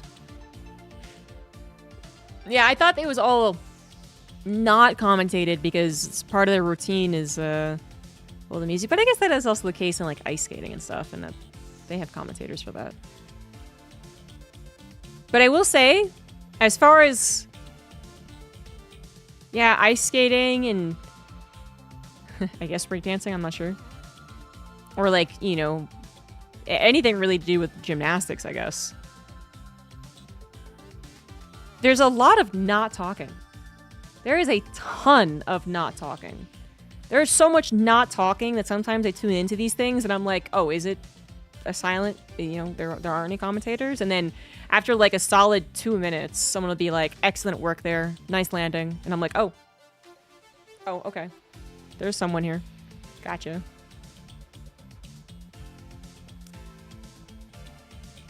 Yeah, I don't know. Whenever I see people who are arguing about what StarCraft 2 commentators should or should not emulate, I kind of scoff. Not because I don't think there's value in trying to learn from experienced broadcasters, which I have literally done. I have gone to them and asked them for help. More just because there's no one-to-one. There just isn't. You know? Like, there are some things you want to pick and choose out of it, but there's, you know, you're just not... There's just no way that you would actually enjoy a StarCraft 2 broadcast that was broadcast like a basketball game. You just... There wouldn't be. And that goes towards, like, the color commentator to the hype commentator. Like, I don't think it would be enjoyable to basically anyone. And certainly I wouldn't enjoy it. I think the fact is that, like, each esport is really homegrown commentary styles. And, that actually is what makes it beautiful, in my opinion.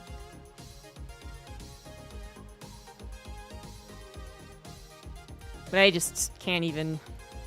Not to mention, there are some pretty bad traditional sports commentators, so you really have to be more specific than just being like, you know, like in basketball when they do this, and it's like, well, who in basketball? There are some bad ones. Which I learned pretty quickly getting into basketball viewing, which I didn't really watch any traditional sports until like 2 years ago. But I watched like the NBA Finals when the Nuggets won. And there's this guy named, I think, Mark Johnson or John Markson, either one, you know? And he was fucking terrible. And I went online and I found out that everyone agreed with this. And yet he was the one that was allowed to cast the finals. And you're just like, whoa.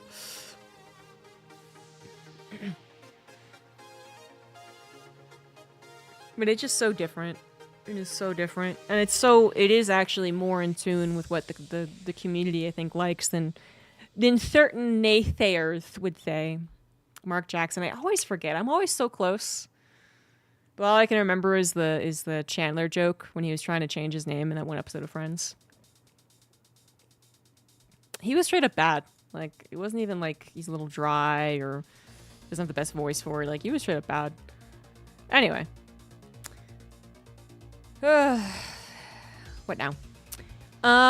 So what I wanted to do, there's 18 players, but there's only...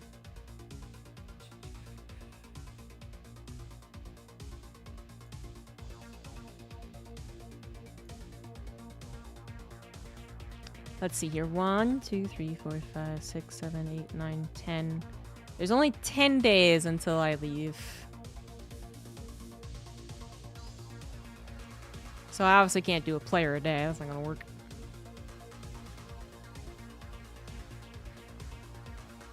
A lot of people are also now shedding on this one commentator in the NBA.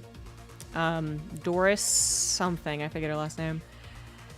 Which might not be very surprising to many of you, because, you know, she is clearly a woman. And, people hate the womans.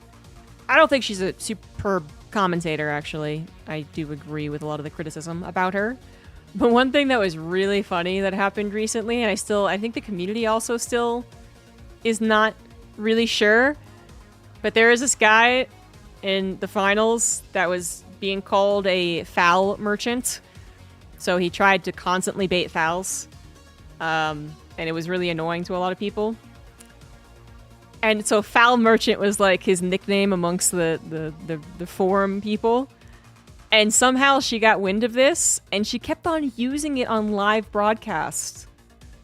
He'd like bait a foul that people were like, you know, what the fuck, it wasn't a foul, oh my god, these refs are terrible, Jesus Christ. And then she'd be like, and that's why they call him a foul merchant. But like as a sign of respect. But it was the weirdest thing to hear on broadcasts, because I was there when she first said it, I think, too. And it's like, I don't even know if there is an equivalent to StarCraft, but it'd be like, I don't know, maybe like, you know, Shin wins against a fan favorite, and instead of being like, there he goes, you know, proving that he can continue to make round of 8, round of 4s, that he, you know, can take on the best in the world, blah, blah, blah. Instead being like, well, that's why everyone calls him the hype killer. And you're just like, I don't think that's supposed to, I don't think it's an okay thing to say. It is when you're not on like professional broadcast, and most people kind of agree with it, but like, there are no more spots to fill, correct?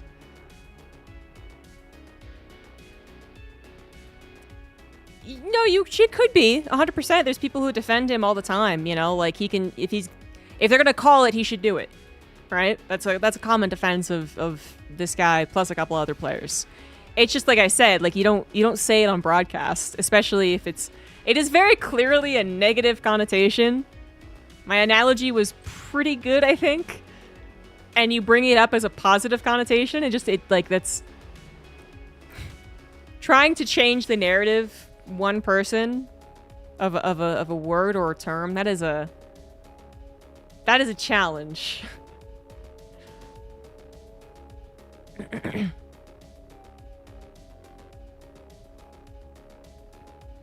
Yeah, I haven't listened to almost any foreign sports commentary. Obviously, everyone knows the stereotype for like Spanish-speaking commentators, but all I can think of is Korean, which I've heard Korean commentary for basketball.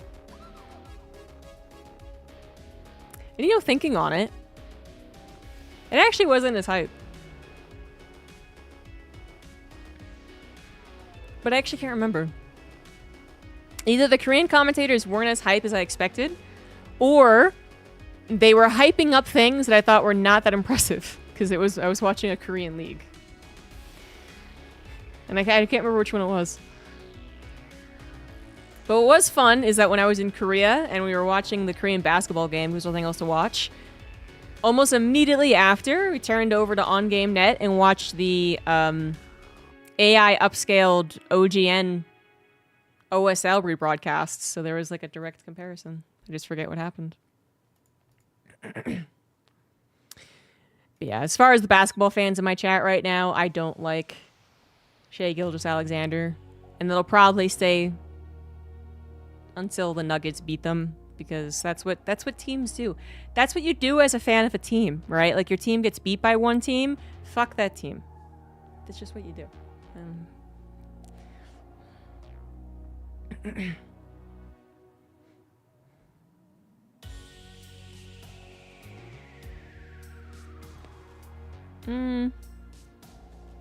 I don't think they were comparing either one.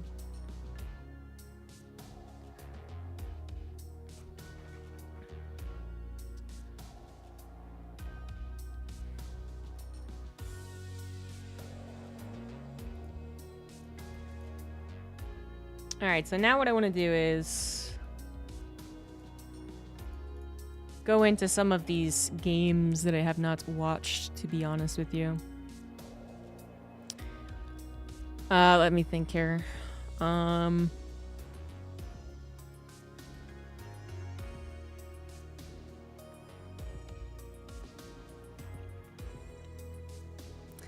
what are the games I haven't really watched?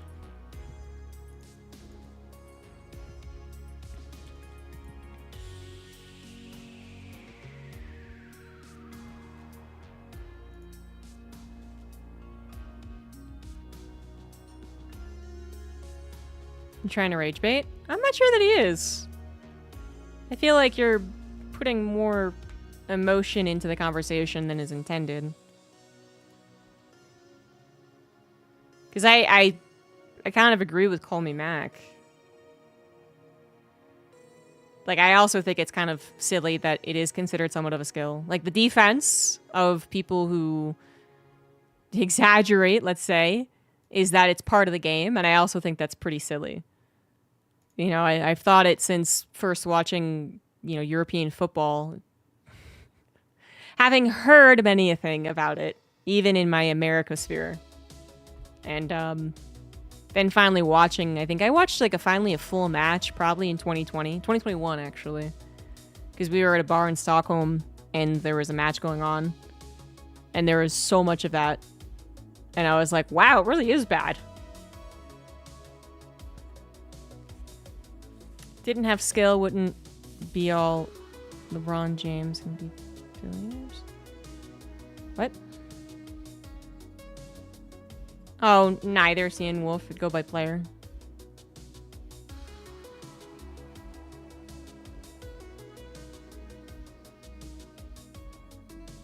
Yeah, I don't get where your argument's coming from.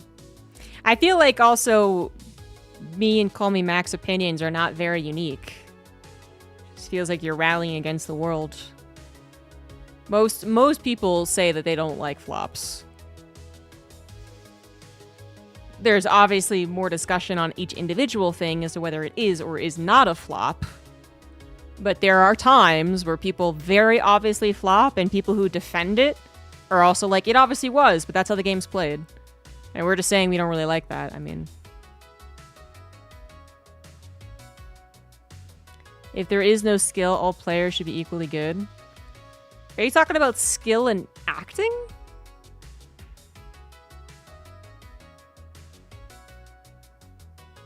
In trying to flop on purpose? Oh, I think there's definitely some truth to that too, Meso Chobo. Yeah. I mean, this is a... For those who are on, you know, not interested in basketball, basically what happened between the two MVP candidates was like, both of them did a fair bit of flopping, I would say. But then there was definitely proof that there were times where they didn't, and it just wasn't called. You know, like they didn't exaggerate something that was clearly a foul, and then it was never called. So I mean, it's not like black and white exactly, but I think we can all agree that when someone gets like brushed, and they're like, everyone's just like, oh, for fuck's sake. Even if it is the only thing that gets them attention.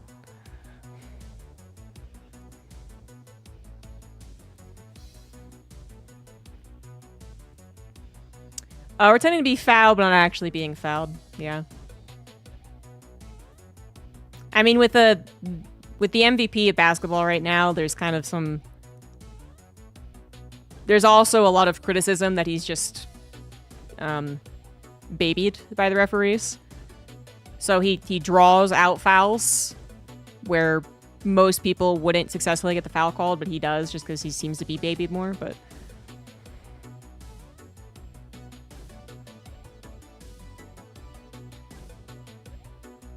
Oh, really? This is a problem in F1? I would have never guessed that. I thought it would be pretty obvious with big, gigantic cars, but I don't know anything about it. Yeah, I think most of what we're talking about is absolutely pretending to be fouled. It's this guy touched me, And so I'm gonna like literally flop onto the floor. And you're just like, wow. Okay. I was wondering, because it seemed awfully passionate of a response for something that I thought was pretty innocuous. It is not the most fun part of soccer. No, I hate it. I mean, I hate fouls in general just because it interrupts the flow of the game, which if you watch anything American, it's already interrupted by a billion fucking commercials. But obviously some fouls are very much warranted, so there's not much you can do.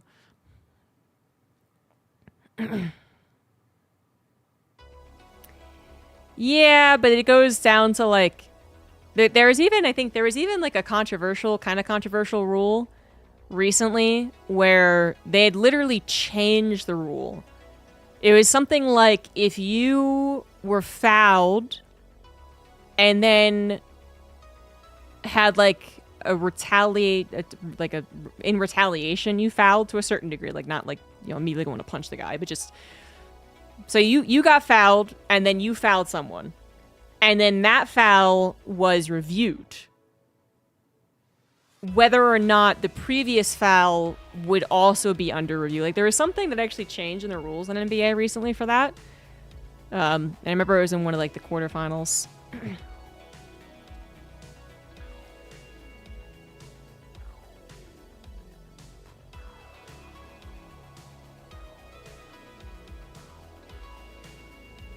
Ah, interesting. Yeah, the problem is that you have to call it as a referee or not call it, and the game is still going on, right? So if you don't call it and it happens, then, you know, it just never gets called. If you do call it and it wasn't, you still are required as one of the coaches to actually challenge it, and you only have one challenge unless it's successful, and then you have another one, but it's, you know, if you literally were like every time there's a foul called, you spent time looking at the foul, the game would never end, would it?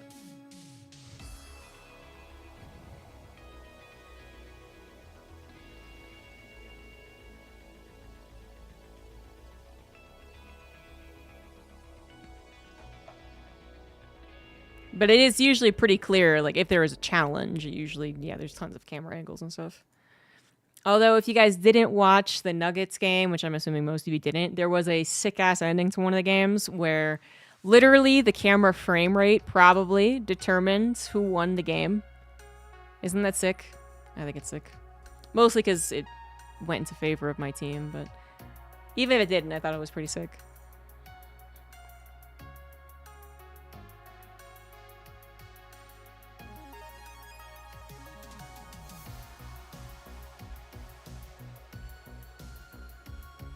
I haven't watched any RSL, basically. I watched a bit of RSL when I was awake anyway for the Deadlock cast. Aaron Gordon is an American hero, I agree. He was my favorite. Just going into basketball watching, and then he just got cooler. Didn't watch a ton of that.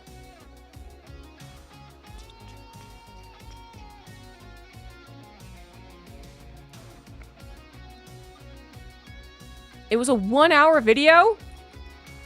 Are you serious?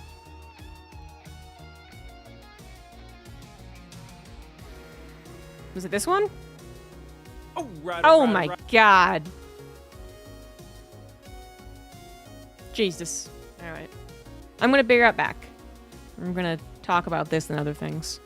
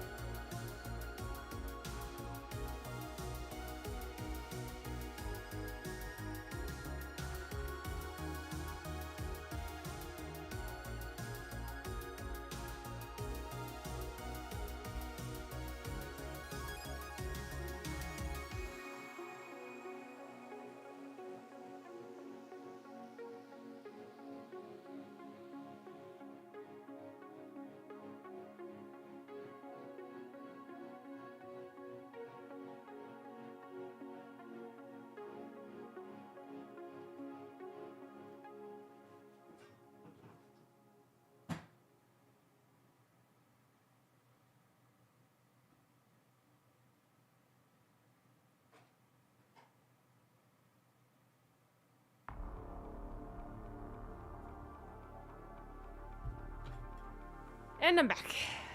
Hello. Alright. I got myself a beer, and check this out. I got the stuff that I bought at Fan Expo, which was literally only 2 things. Check it out. It's a gun blade that is also a bottle opener. Focus. Focus. It's not focusing. Autofocus is failing me.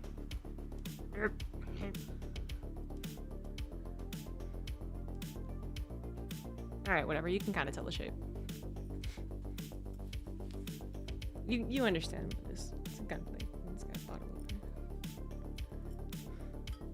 opener. Plus R1 to get critical damage. The critical damage being slicing your finger open.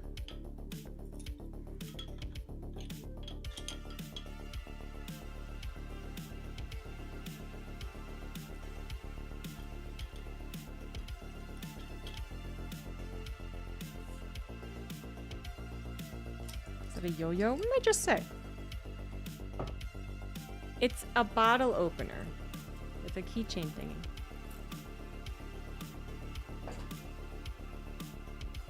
Somehow that made the cat think it was a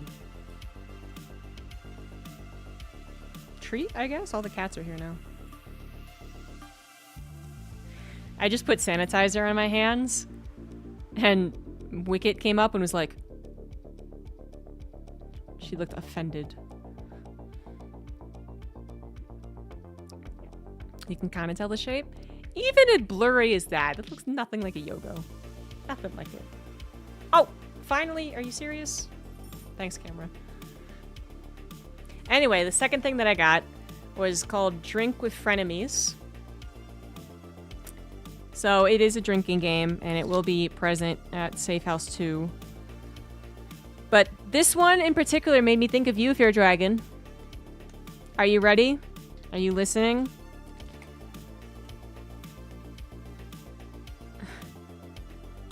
So it's like... You draw cards, and it is kind of like a card game. It's more than just like draw a card and do what it says. But one of them, this is a frenemy rule, excuse me, is called mansplaining. Choose one player to mansplain their card on every turn. Every time they don't, they take 1 drink. No, but you're the one who makes the most jokes about mansplaining. It is a funny difference, but it is a difference. Fear Dragon doesn't mansplain. He sees an opportunity to pretend to mansplain and then does it for approximately 10 seconds before saying, I'm just kidding.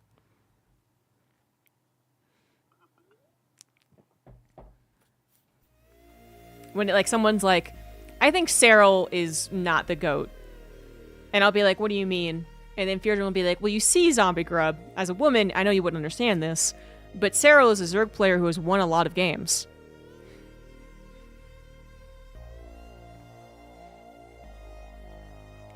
These are things he has literally said.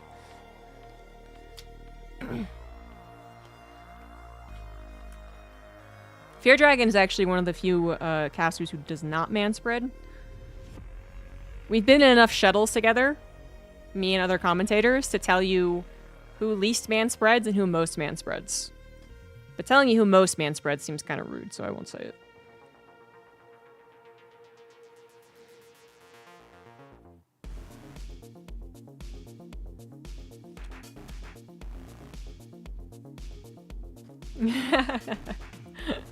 I like the guess.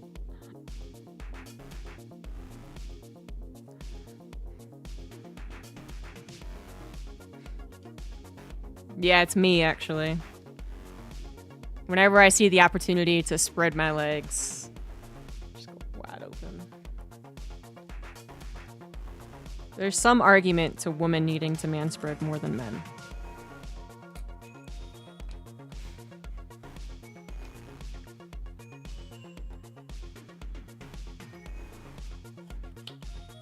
Anyway.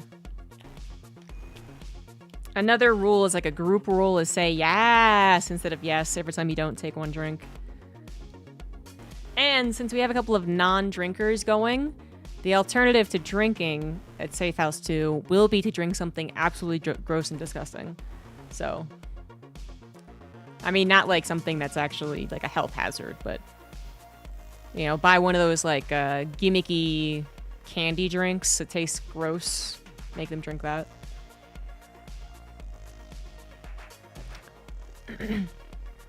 Anyway, moving on from that, I just wanted to show off my gun blade mostly.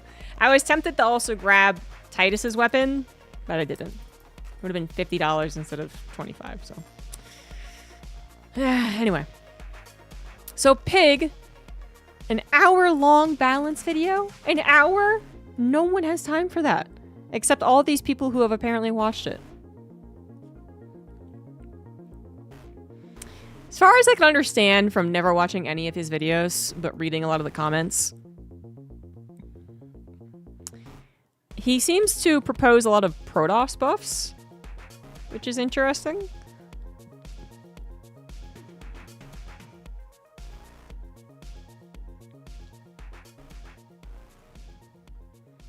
Suspicious. I'm just every Redditor that's ever existed.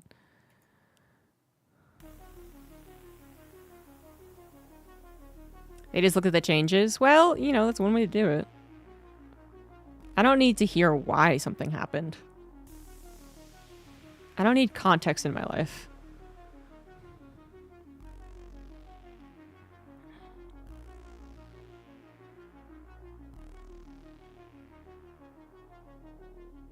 That's such a long video. Did you watch it? Did anyone actually watch it?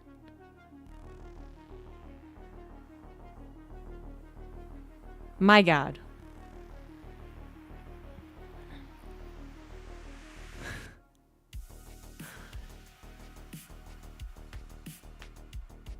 So, I'm not really going to talk about the balance or what I think of his ideas. I'm going to talk meta. I'm going to talk about this instead. Because what I find so fascinating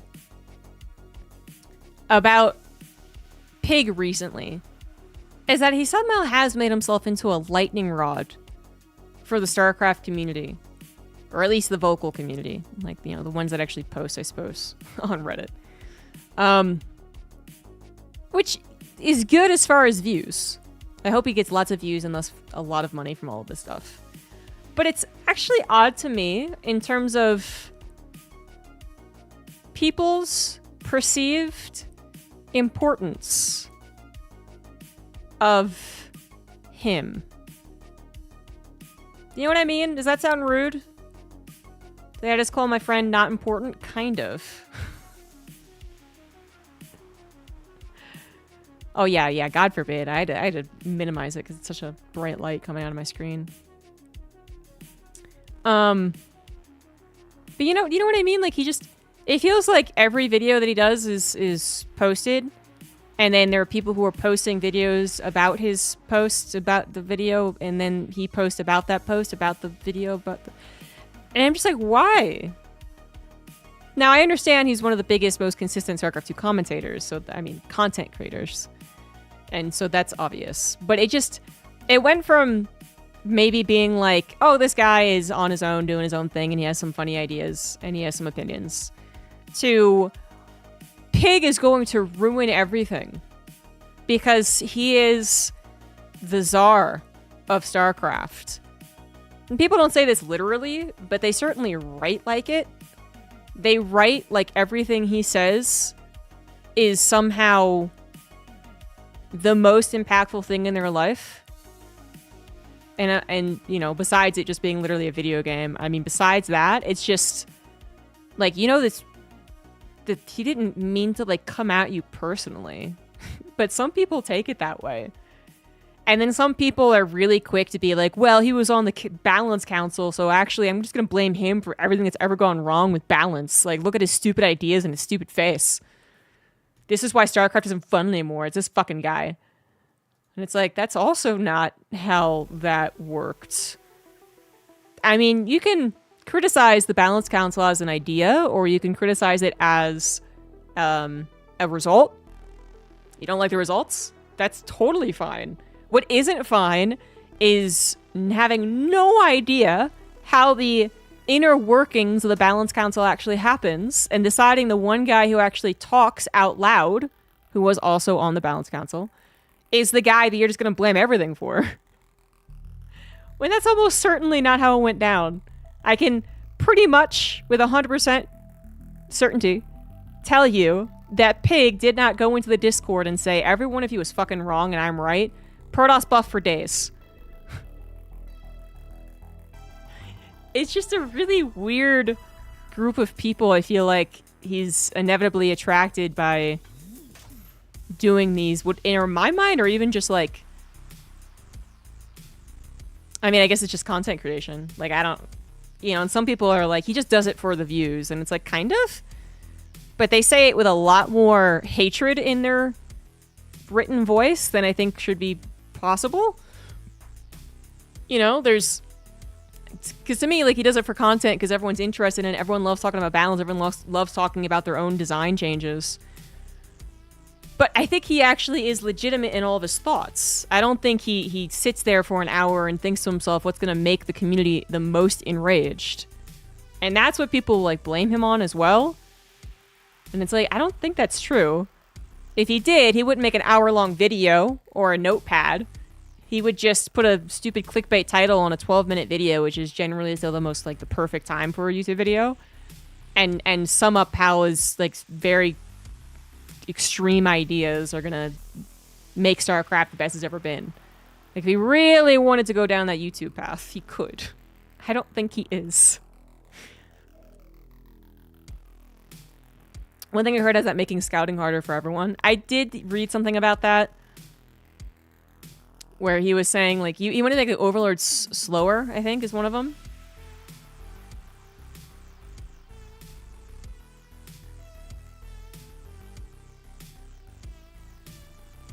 You blame Lambo and Harson for the balance patches? Why would you do that? You're not serious, right?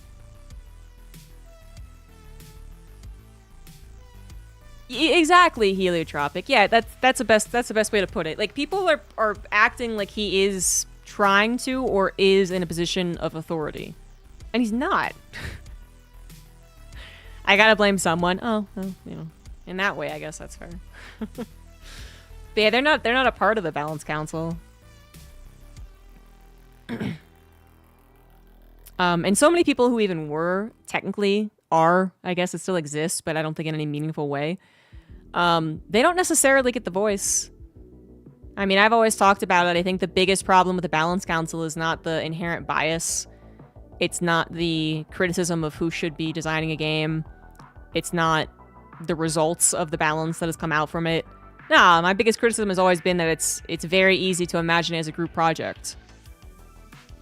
Maybe one person tried to be mature and try to give everyone a voice, and then they're overshadowed by the people who talk way more and who argue way more vehemently.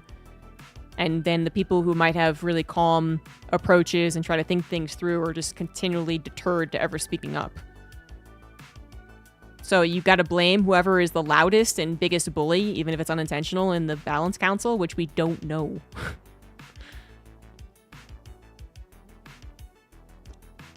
I don't think the last patch was good. When everything is said and done, I do think there are problems with Protoss. I don't really have a solution, though. So there's that. I mean, yeah, I'm also one of the people who definitely said that, like, if Protoss was overpowered for a time, that might be fair. So that's pretty contradictory, but... You know, in the grand scheme of things, when we had more tournaments, offline, big tournaments that would drive people to play and practice for, I think a couple of Protoss championships was due, even at the cost of maybe ladder not being as fun, or, you know, Zerg and Terrans not winning.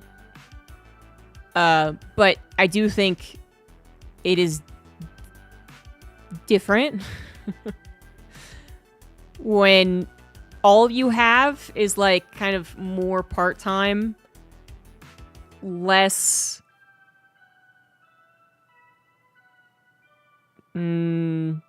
attract like eyeballs on StarCraft, and all the eyeballs see are Protoss victories. I do think it is different. like basically we went from all like the big events with all the eyeballs on it never having a Protoss victory, so we were totally not capturing that casual Protoss audience that just wants to watch and see if their race actually makes it. We didn't do that, and now we're at the level below all the time, where Protoss was always, not always, but for the last like few years, actually did dominate. Like, Protoss have been a majority in a lot of tournaments for a while at this point. They just weren't winning. But now we don't have like those big, explosive, what's the word I'm looking for? Extravagant spectacles that like that's what people tune in to watch. You know, that's what the casuals tune in to watch for. All we have are basically hardcore people watching some hardcore events, the smaller events, the less offline events. Like, it's just, and now it is nothing but Protoss, and that does get stale. So I guess that's why my opinion has kind of changed. But at the end of the day, it still seems like, you know, we're going to get to EWC and there won't be a Protoss in the round of 4. And you're just like, well, if I can't fix it, I can't fix it. I don't know what to tell you.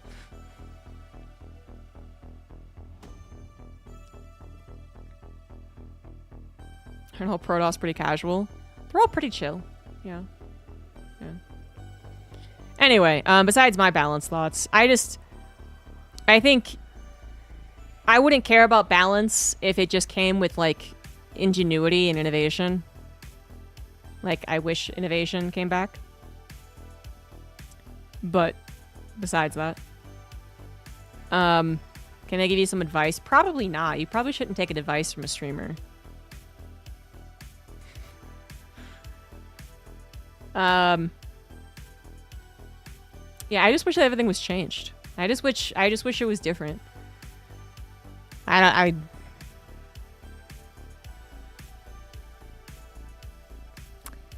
On the one hand, changing things and having everything being broken kind of sucks. But on the other hand, if everything changes and everything is broken, literally or figuratively, at least that would be different.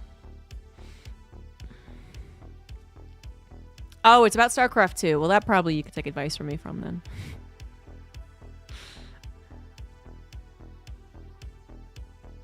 Did Terran balance wine that much when there's a Terran World Championship drought?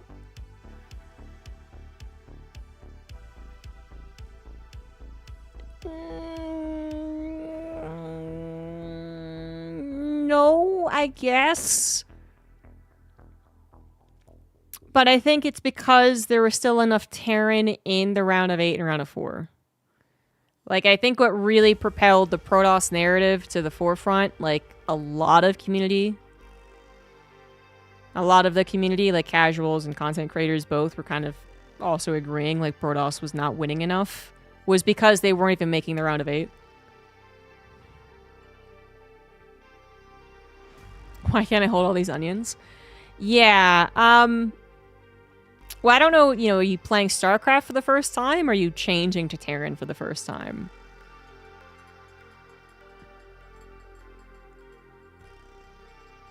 Because that kind of changes on my advice for learning Terran. Okay, start your first time playing StarCraft 2. Okay. Yeah, then my advice would be get yourself one build order. I mean, not even like individual matchups. I mean, one build order. Versus Zerg, Terran, Protoss. Examples of build orders that might work against every single race. Maybe like a 2-1-1. And just practice that. Because what you're really learning is how to decipher what is important and what is not important. You keep getting cheesed. That's not surprising, yeah. You can definitely change the build order to be safer. by high ground expanding first and then also building a bunker. But I mean, it does depend on what you're being cheesed by, I guess. Yeah, you're literally being just overwhelmed with everything you have to do when you first play StarCraft. You have to do your own macro and do your own micro, and then you have to worry about what they're doing and what their plan is and where they're coming from. And if you don't have something to hold on to, you're just gonna get lost. And that's why I always recommend a build order, just because it's something to hold on to. When the game has gone all topsy-turvy, and you're just like, well, he roach rushed me, and then I didn't defend, but I still have, like, you know, my main base, and, you know, my natural command center is still alive, but I don't know what to do after this, because I just lost a bunch of SCVs. I don't know, I'm just gonna give up. Instead of being like, okay, that really sucks, but back on track, I'm supposed to get 2 medevacs, I'm supposed to get 60 Marines, and I'm flying across the map. But yeah. That's the best advice I give to anyone who starts StarCraft. Competitive. Obviously, if you want to play casual, just play the campaign. Yeah, and you'll start to figure out, you know, what they can send your way. Because, you know, the people are going to be like, well, don't forget to scout. Well, you don't even know what you're scouting for usually at this level. So... Void Rays and Dark Templars, yeah. So that means fit in your build order an engineering bay and build blind missile turrets.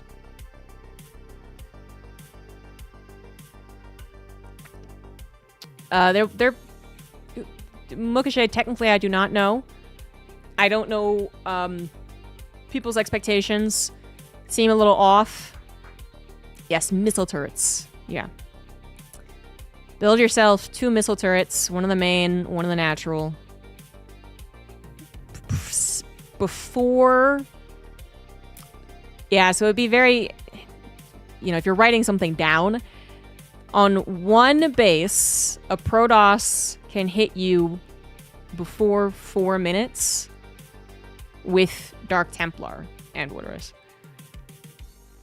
So if they're still on one Nexus...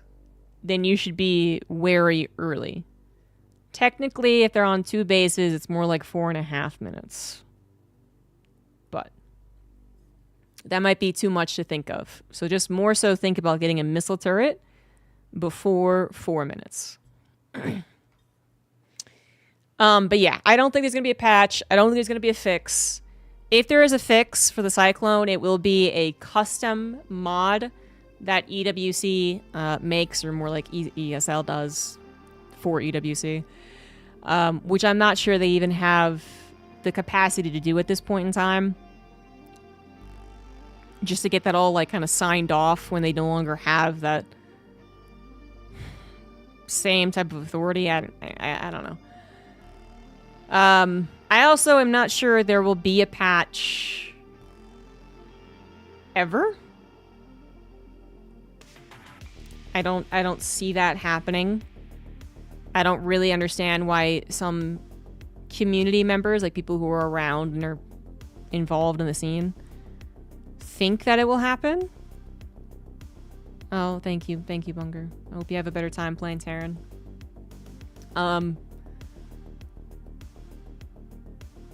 Yeah, I don't know why people seem to have this idea that because the Balance Council still technically exists, it actually will provide a patch. I don't understand why some people are saying that the Balance Council had a direct line to Blizzard, because as far as I understand it, that is not true. Someone at ESL was, you know, technically kind of the project manager, if you will, of the Balance Council, and they were relaying to Blizzard. So I don't know how that got twisted. Yeah, I just don't think... A lot of the ifs would depend on whether or not Blizzard truly pays attention to StarCraft without a middleman. And I just don't know if that's going to happen. And a middleman is far more official than just like Pig, which people seem to think that he is.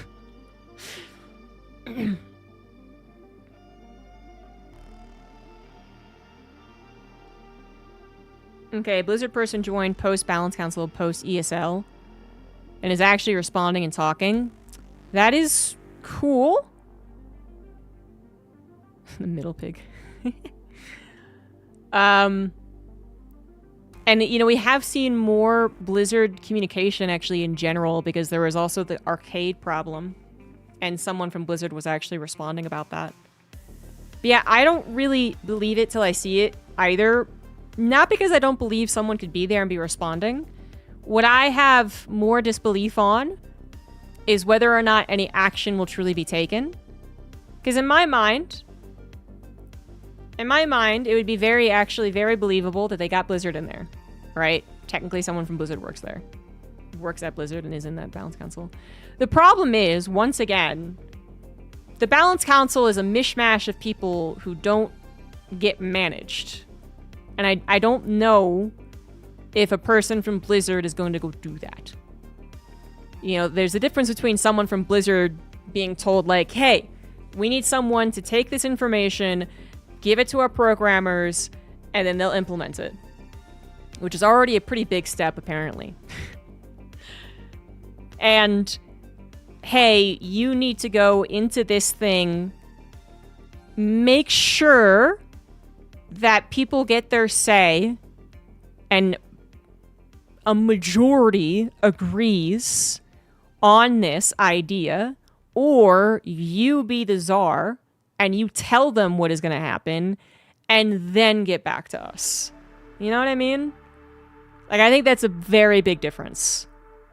I could easily see someone who is earnest and helpful, and they think StarCraft 2 has got a short hand, and they're like in there and they're like, yeah, I see your point about the Cyclone being bugged. Yeah, I see your point about Protoss being overpowered. Yeah, I see your point about the win rates being skewed. Blah, blah, but I don't see them handling everything. Because the person at ESL who is kind of in that leadership position also had trouble handling everything. Because there's no one being paid to do this. They're being paid to do this, plus this, plus this, plus this, plus this, plus this, plus this, plus this, plus this. So I don't really believe it. Do I think StarCraft 2 is basically in its death throes? Well, it depends what you mean. It's really not a cop-out answer. It's dependent on what you mean.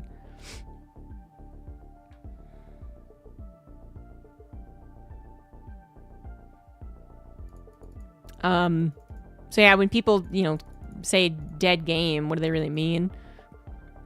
When people say that StarCraft 2 is dead now, what do they really mean? I think StarCraft 2 is in its Brood War phase, where they will not be getting patches. That's what I'm looking at it. I mean, maybe I'm wrong. Maybe the patches will come. I don't believe as well, like, if patches come, I'm also not really convinced that they're going to be something that has been vetted. There we go.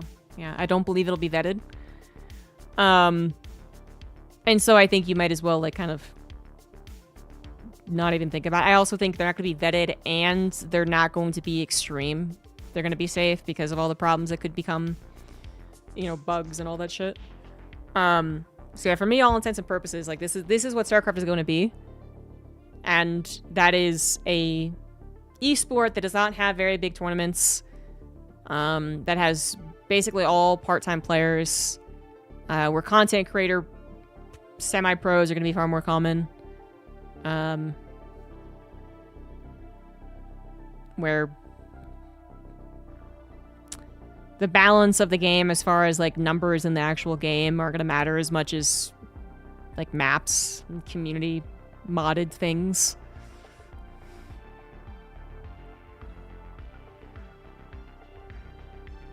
Resubscription received. Apparently you are doing something right, Captain. Yeah, I think it's going to be a lot like Brood War.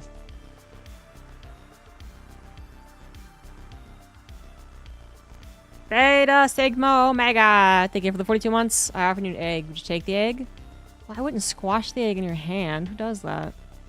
I would not take the egg, though. I'd be suspicious of any and all food people give me.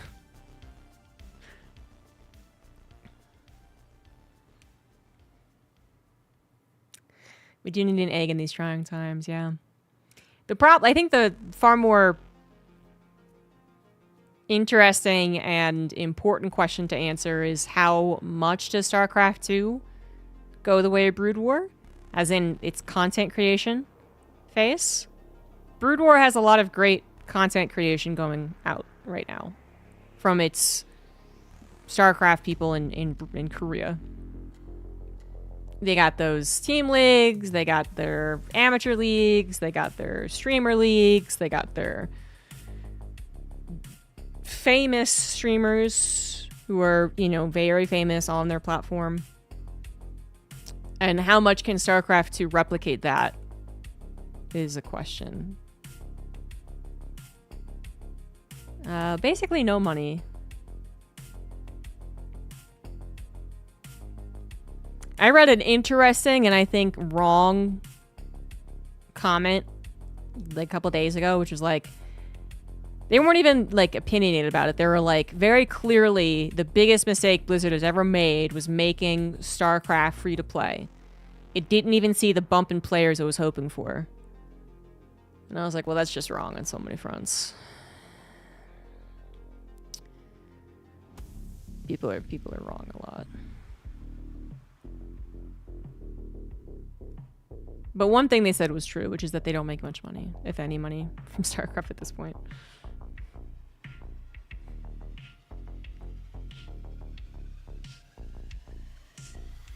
PUBG wasn't always free to play? I don't remember. Yeah, there's no way that StarCraft 2 became worse when it went free to play. Did it get better? I don't know. Depends what you mean by better, I suppose.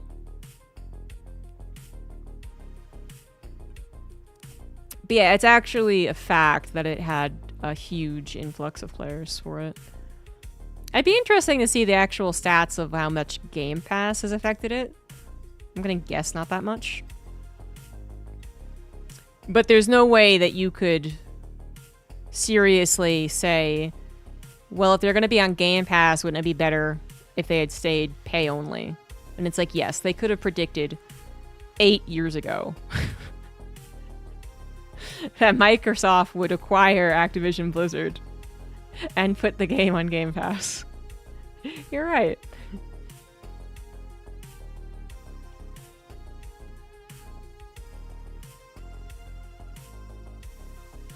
It became free to play less than 2 years ago? Oh, PUBG. Oh, okay. Yeah, no, I totally missed that then. Wow. I think why they stopped selling skins, voice pack commanders, not enough buyers. I'm not exactly sure. My understanding of the timeline. Okay. The timeline here. In 2019, I think, maybe like late 2018, I'm not sure, but in 2019, people went up to Blizzard and were like, hey, how about we make Warcraft 4?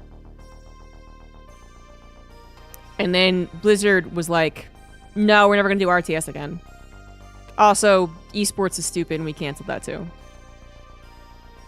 And that is what spurred so many people on StarCraft to leave.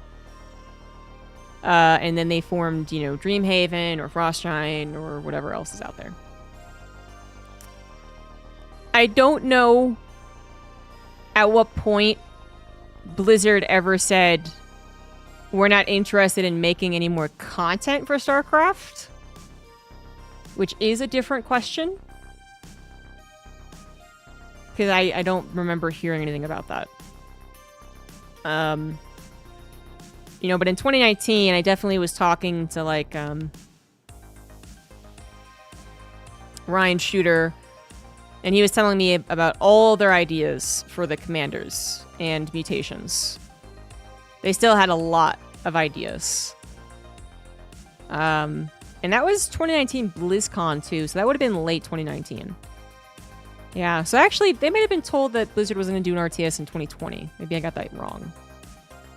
Yeah, maybe, yeah, I think that might have been it, actually. Something along those lines. So, Something like that. I don't know. But yeah, I don't know. They might not have intended to stop making content for it, actually. But when everyone decides to leave, and, you know, the idea is either you replace them or you just are like, well, whatever. You're like, they're just like, eh.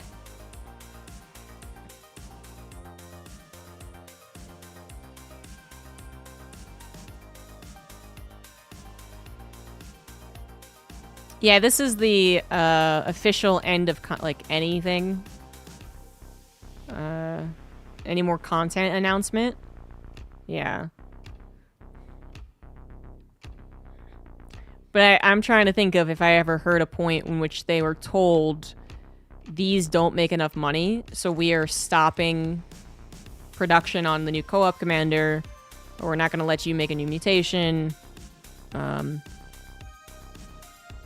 That's what I'm not sure about the timeline on, because a lot of people straight up left Blizzard. I don't think they were even fired or let go. They just left on of their own accord.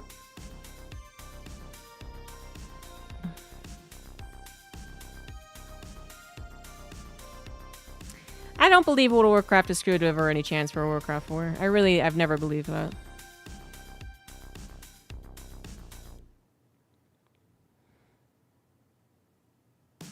If you can manage to do whatever is free to play, good for player access, we better have it cost a small amount.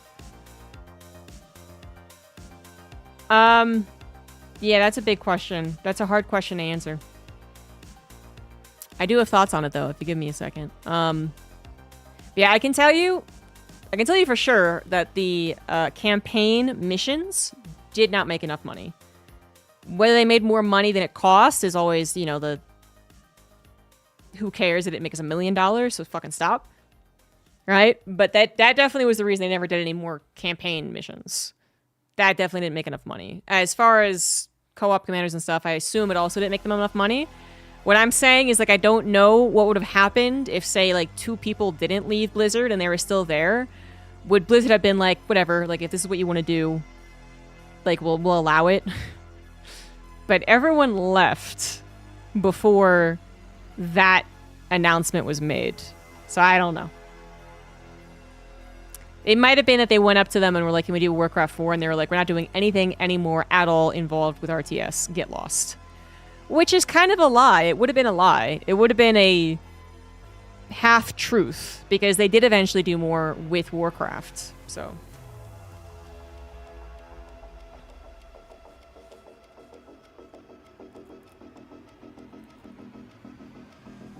Stormgate gaining traction? No.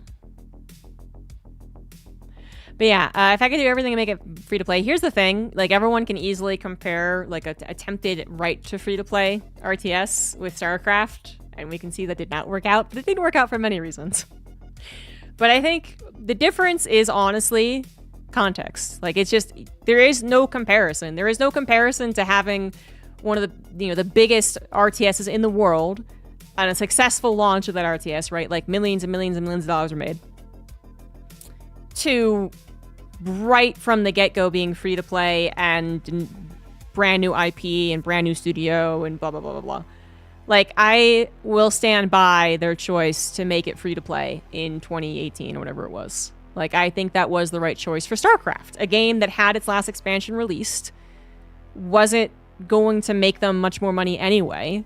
And the way that they would make money, perceivably, was more so by people playing it and buying microtransactions than it was hoping that you would get people to buy the whole $60 thing just to play multiplayer. Because that's also the only thing that went, well, that's the biggest thing that went free, right? Like, it didn't, like, you still have to buy Heart of the Swarm, you still have to buy Legacy of the Void, you still have to buy Commanders if you want to get them all the way to level 15.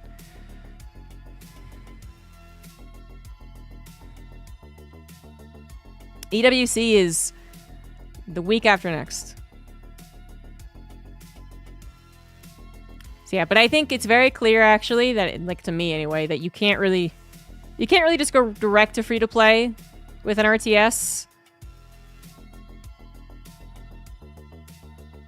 Not unless, again, it's some humongous company with a really established IP who also has enough money to invest for a long period of time so that, you know, they can make the best thing possible and can market it as much as possible and then can kind of depend on microtransactions. Which has just clearly not happened so far.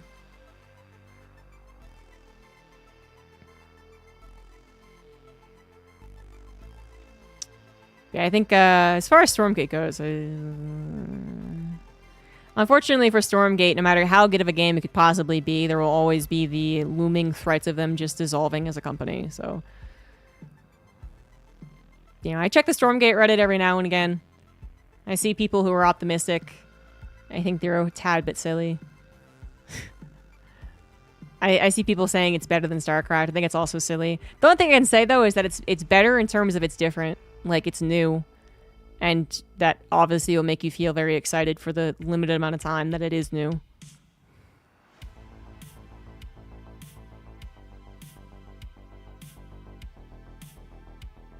Yeah, well, before this turns into a Stormgate criticism stream, which is... It's all too easy to. Speaking of things that people love to talk about. Okay. If I was going to have a successful YouTube channel, it would revolve around a few things. StarCraft 2 balance. And whatever crazy thing I could think of. Stormgate criticism. And hot tub streams. Boom. Nailed it. I'm a billionaire.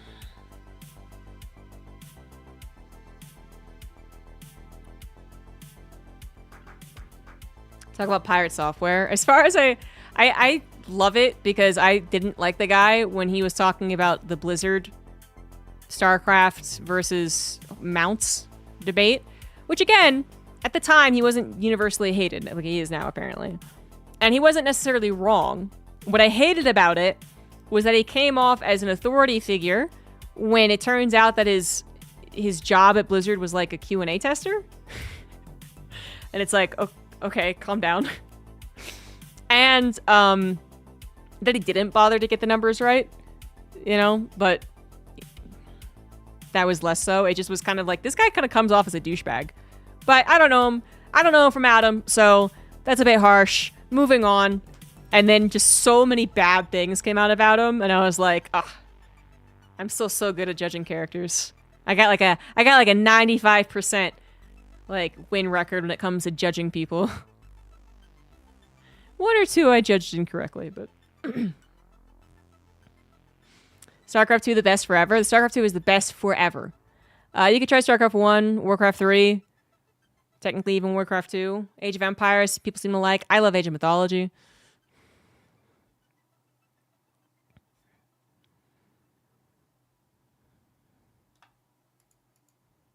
Yeah, I hated that. I hated that aspect, man. I was just like, you were a Q&A tester. Like, what? It's slightly better than being like the janitor. How did I judge Fear Dragon? I thought he was a good man.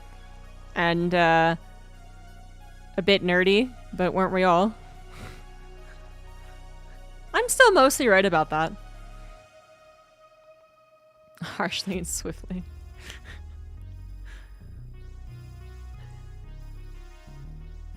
I didn't realize he had the side of which we now all know him as.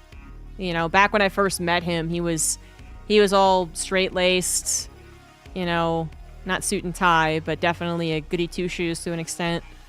He hid that pun-making, bullying Sal part of himself for a long time.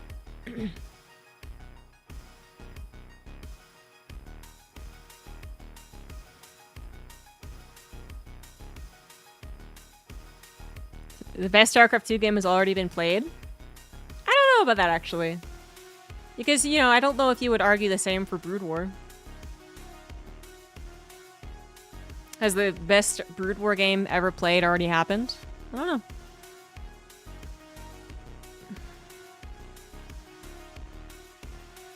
I can tell you who I misjudged, actually. The only person I think of I really misjudged, not, like, I thought he was okay, but there was, like, other problems, and then it got worse, and blah, blah, blah. Like, it just was, like, straight up, I didn't think it was gonna be as bad as it was rapid casting.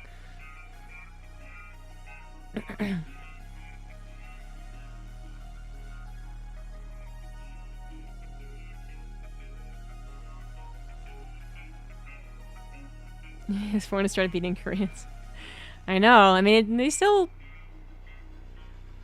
are the most represented when it comes to the top 8 of tournaments. Yeah, I was very much of a feeling that he was trying to improve himself, and he had made really dumb mistakes, and he was maturing later in life than a lot of people. But I thought he was a good guy. I was wrong.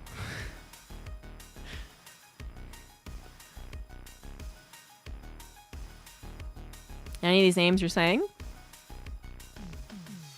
So far, I've only talked about StarCraft 2 people since we talked about basketball. Anyway, that was like 40 minutes ago.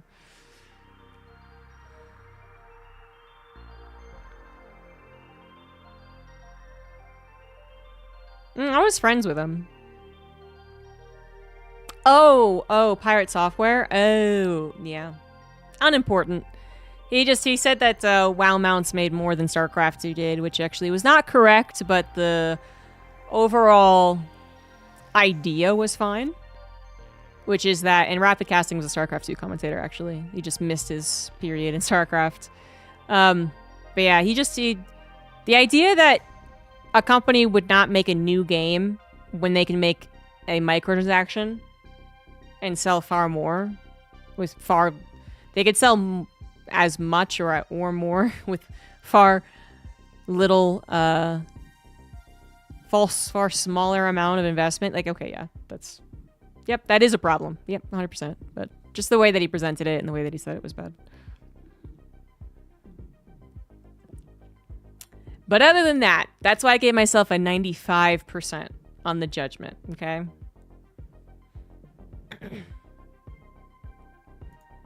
Overall, pretty good at judging people. The thing is that I judge people rather quickly and rather harshly. So there's a downside to being so correct all the time.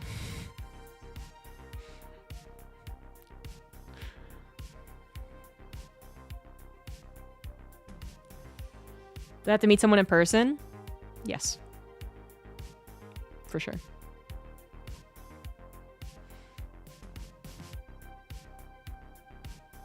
Don't be too humble. I said there was a downside. What do you want from me? I have no idea what that means. I never bothered memorizing. I think I did the test a couple times because people have asked me to, but I don't remember what I am on that thing.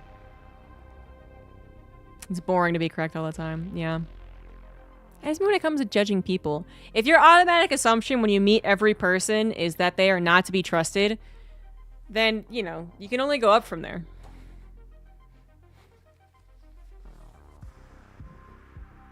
Yeah. The only tests I give any merit to are astrology signs. Just kidding. I'm just kidding. It's JJ. But no, I mean, I don't judge everyone to be untrustworthy, but I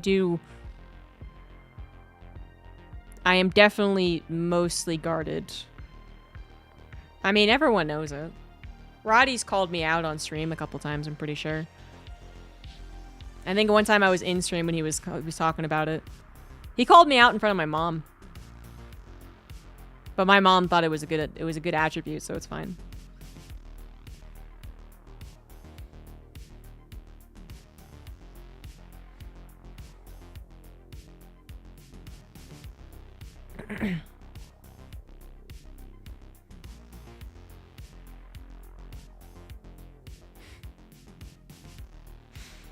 Roddy calls people out in the nicest way possible. It's fine. It's not like I can disagree with it.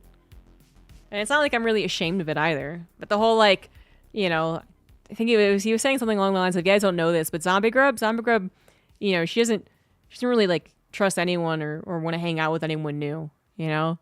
We'll decide to go somewhere and I'll invite someone and she'd be like, who's that? Who are you? Like, why are you bringing them? What are you doing? And I'm like, yeah, that's true. That is what I do. And that's what I told my mom, and my mom was like, good. But to be clear, all right, I have 2 reasons for this. One, the biggest reason is that whenever someone new joins a party, you are seemingly so much more likely to be the person next to them. All right? Friend A invites their friend B, and only A knows B. We go to a restaurant, we all sit down. A sits way over there, and B sits right here. And you're like, well, fuck's sake. I didn't want to make a new friend today. God, I guess I gotta talk to them and like try and like ask them questions and shit. God damn it. And 2, all right, there are a couple of times where just immediately off the bat, I can tell that I like that person and I would like to become friends with them. It just doesn't happen that often. But there's a couple.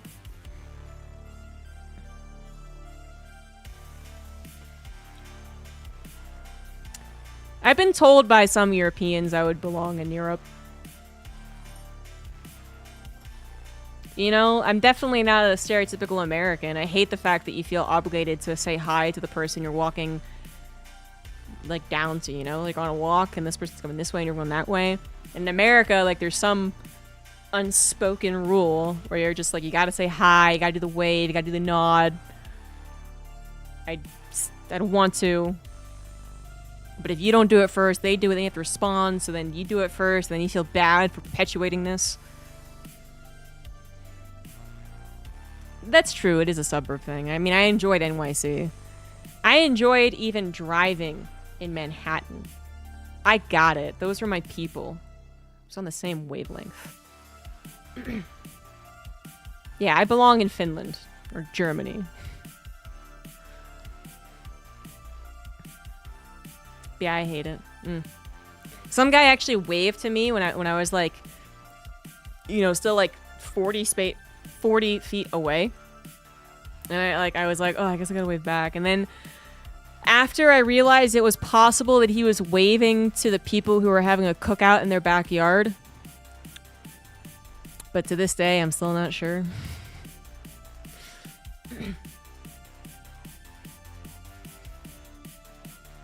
Oh, that's not very fun. Fortunately, I've never driven in Manhattan alone, so if I had to go to the bathroom, I just would have asked someone else to take over.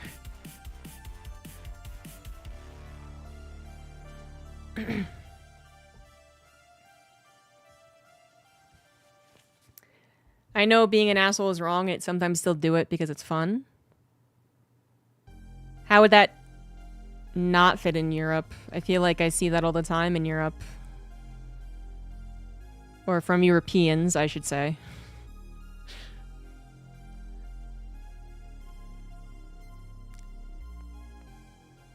I'm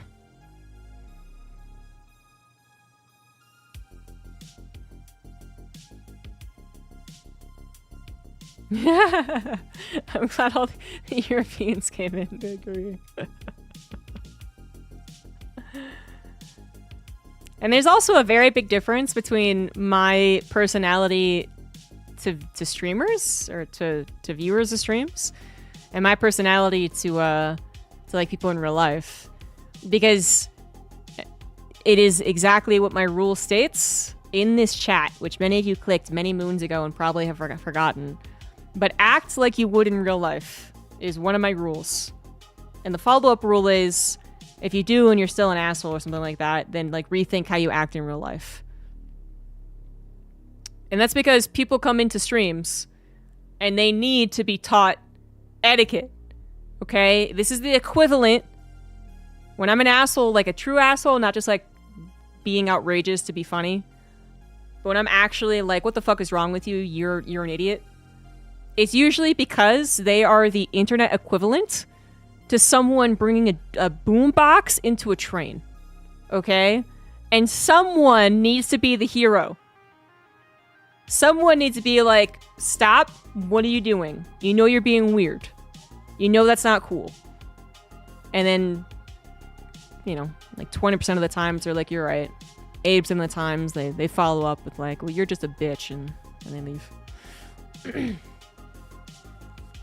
Well, that's why it's being a hero. Because there's always a tiny chance that you'd be stabbed.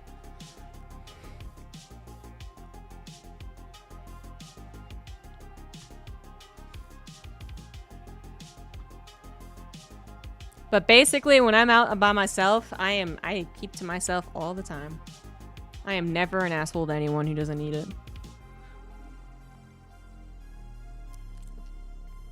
Resubscription received.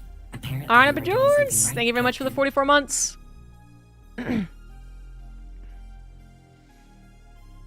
mean, I should never say. I should not say never. I mean, everyone's accidentally an asshole, I suppose.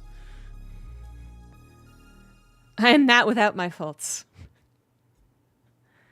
I, for one, have never taken a joke too far.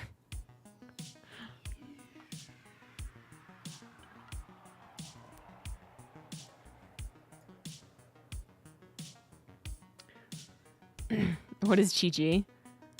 Heathen. I think I played Deadlock once and I said good luck, have fun, and someone asked me what GLHF was. And I was like, oh.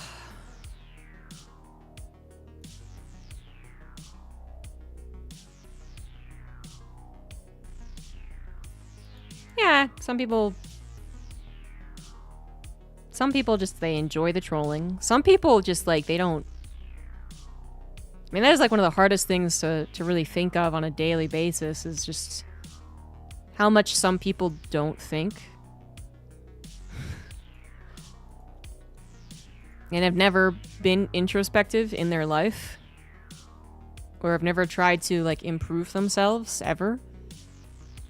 I mean, we all make mistakes. And we all have faults, but there are people out there who would never consider improving.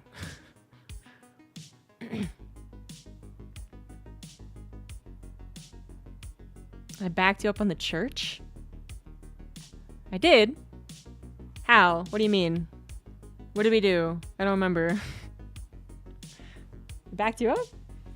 Did we wingman you? Did we...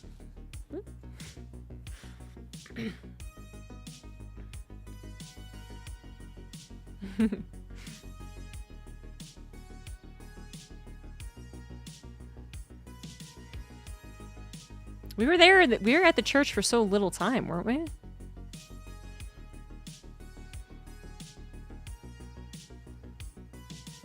Ah, okay. I see. I see. Right. Well, you see, I suppose I was brought up in a different setting than Roddy and Rainer, who I think were the biggest haters on the church. Let's just say that they might have grown up in very heteronormative places.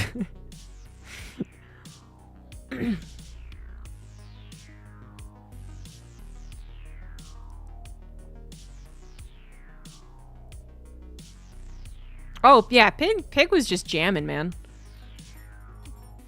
No matter how often they played basically the exact same sounding song at the last bar we were at the last club, no matter. Could have been like 20 minutes the same song for all I knew. Pig was raving. He was burning like 1,000 calories an hour, you guys. Pig knows how to have fun. And he knows how to rattle people.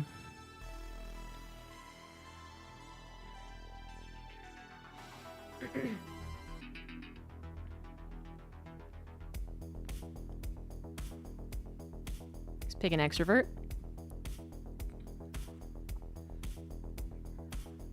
Almost all the StarCraft 2 commentators are pretty outgoing. When we want to be, anyway.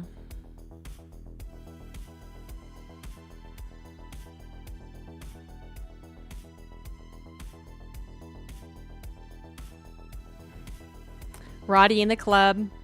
ZG in the club. Pig Rave. Maynard was literally like a singer in a band. Fear Dragon's actually probably the most introverted.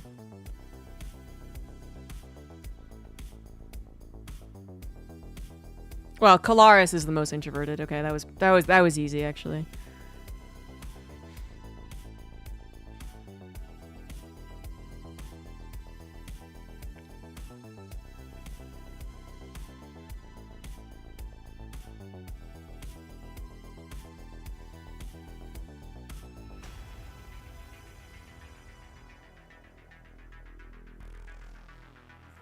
Ben goes out. I mean, I was gonna go with the whole, like, what is an introvert, what is an extrovert thing, but I decided just to go with the general sentiment people are usually going for when they use those words. But yeah, Ben, Demo, he goes out enough.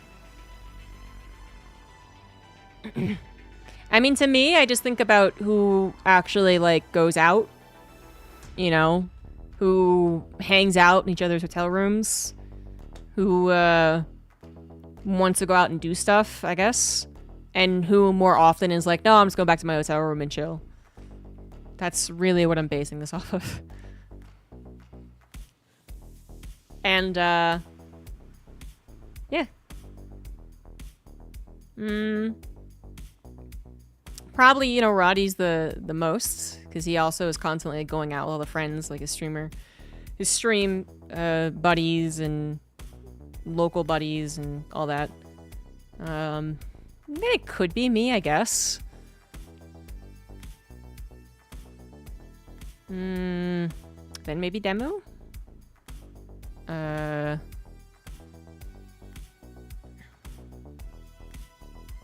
Wardy's kind of like, he'll go sometimes, he won't go other times. Fear Dragon, the later the years have gone on, the more he's been like, I'll just stay. Kalaris actually has gotten a little bit more willing to go out in recent years. Cats usually wants to go out, but we don't have him that often. Who else am I missing? Oh, Tasteless and Artosis. Tasteless almost always, you know, wants to go out and have a drink or, you know, hang out somewhere other than the hotel bar. But Artosis, usually, yeah, Artosis actually is quite willing to go out and stay up if he's not got his family to go back to. Yes, Rainer's very outgoing for sure.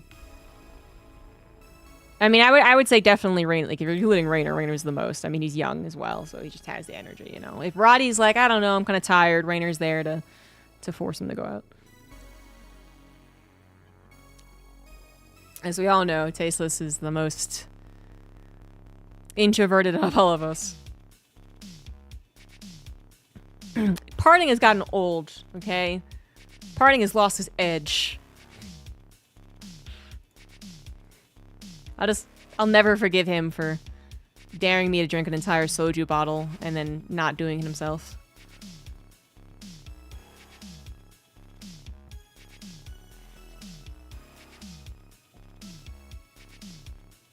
But, you know, if the vibes are right, everyone will do it.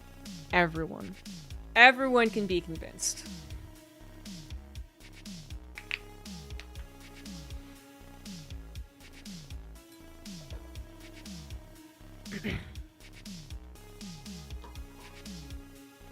My alcohol tolerance isn't what it used to be. Also, it was flavored soju, which is not as bad.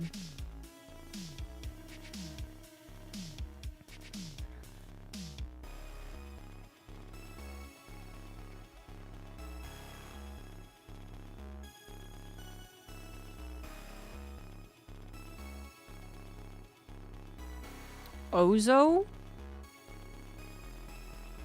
No. Oh, I know what that is. No, I haven't, actually. No, I have. Maybe I tried it once because someone was like, you should try it.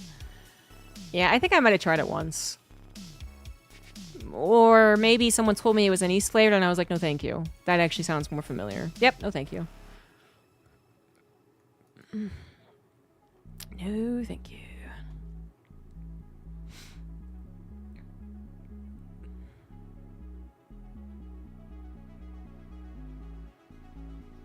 Oops.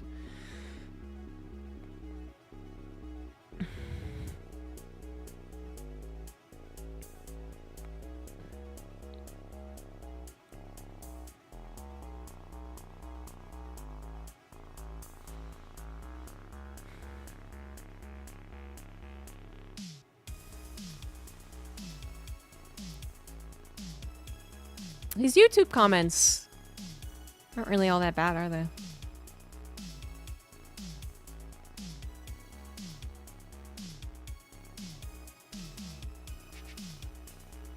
But an hour long? God, I can't believe people are watching that.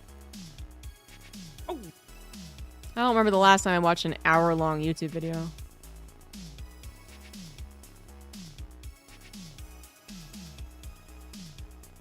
I watched a half-hour one yesterday.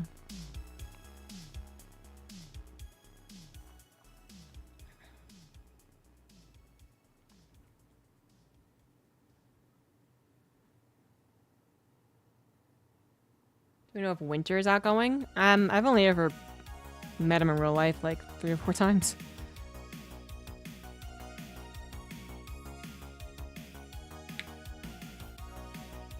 Is it legal?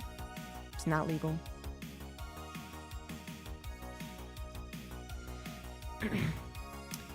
It's definitively illegal. YouTube comments must be bad. So what do we got to do for the rest of the studies here? We should look at the RSL matches. And we should probably watch the finals of this again. Methinks this will come up.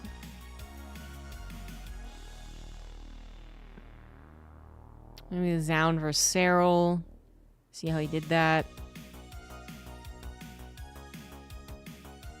Homestory Cup I did actually watch. I don't know if there's anything that I didn't see that I was very interested in. I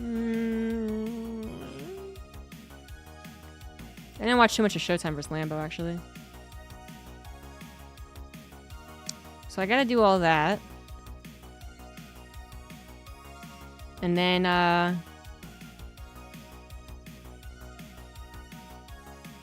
who only had 1 Zerg? Oh, Homestory Cup. Yeah, Homestory Cup was pretty not Zerg. Good night. Yeah. Well, when Cyril and Raynor don't go. And Solar doesn't go, and Shin doesn't go. I mean, you're talking about most of the great Zergs being gone.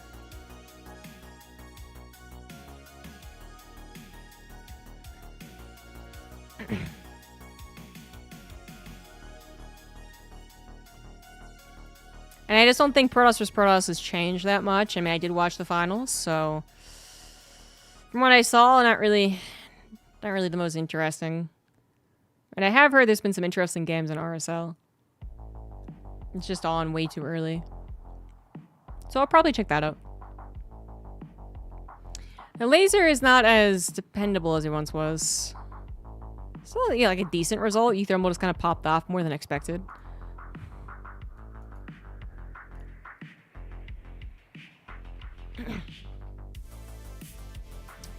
So that's probably what I'll do Friday. Is watch... Let's watch Homestory Cup. But these finals... These games... And then, maybe some of RSL too.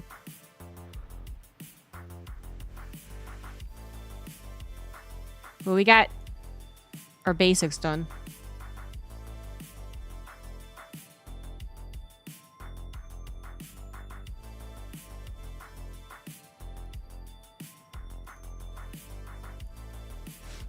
So the last thing that I'll talk about today is just me showing off something I've been working on.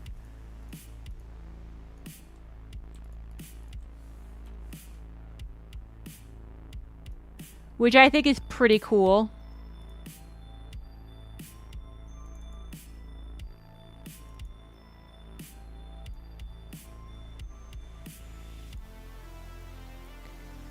have been outlining the important events. Yes, my fanfiction. Yes. No, the important events of StarCraft, of what I could find in a timeline. I was writing the podcast this will eventually turn into, but I realized that I needed like an outline to go off of. And what better outline than a timeline, I suppose. So this has been interesting. It's hard not to go down rabbit holes because there really are so many things that have happened in StarCraft. Things that a bunch of nerds were really impressed with. So they've written a lot of things about it as well. But I'm trying. Did you know that there is an I Love Overreach rivalry? Some of you don't even know who that is. Did you know the history of Kespa? And when it was formed? And when they started to introduce pro gamer licenses? Probably not, but it's here. What else? Did you know that Team Liquid was almost called... Hold on. Well, first it was teamliquid.cgb.net, CJB. Then, when Team Liquid, the website, was created, there was a poll to see which domain name they were going to use. And that they almost came out liquid.com. Did you guys know that Warcraft 2 had a competitive scene? Long before Battle.net existed, by the way. And that Zelius, a guy named Zelius, actually was considered to be the one who brought Micro into RTS. Isn't that crazy? Micro wasn't really a thing. What else is interesting? Let's see here. Fastest. Many of you might know this, but it used to only be played on fast instead of fastest. And that helped the downfall of Battle.net. Transferring workers was invented by a foreigner, as well as the idea to constantly build workers. Constantly building workers was actually a novel idea.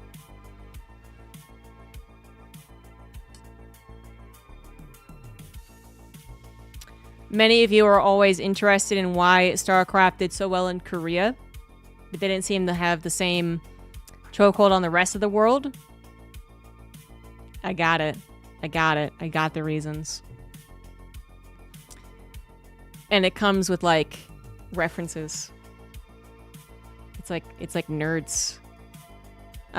Korea invests in IT. Quote, as a result, the IT industry grew from 8.6% of GDP in 1997 to 13% in 2000, the highest proportion among OECD countries. Where will this eventually be podcast I can find? It's going to be on my Good Luck Have Fun YouTube. It'll also be available in, like, podcast forms. Like, you know, wherever you can find podcasts. And then I'll probably make it a Patreon bonus of, like, a very low amount, like $5, to have access to me watching many of these old games and seeing the development of StarCraft live, if you will. Yeah. No Japanese imports. Do you know that Japanese imports were banned in Korea for like 50 years? So that's interesting. Particularly cultural imports weren't allowed until like 1999. Many of us are not aware of the Asian financial crisis that also directly affected Korea and its need for money makers and cheap money spending places, which allowed PC bongs to grow. Did you know that the Reaver wasn't always dumb? Everyone knows the Reaver is dumb nowadays. It might have seemed like a just thing that happened because of the way that programmers didn't know what they were doing. Not true. It actually was dumbed down in a patch. So it used to just shoot at exactly what it was trying to shoot at.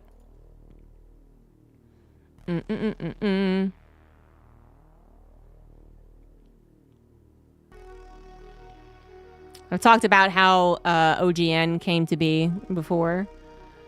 Did you know that Gurr won his OSL hungover? Yeah.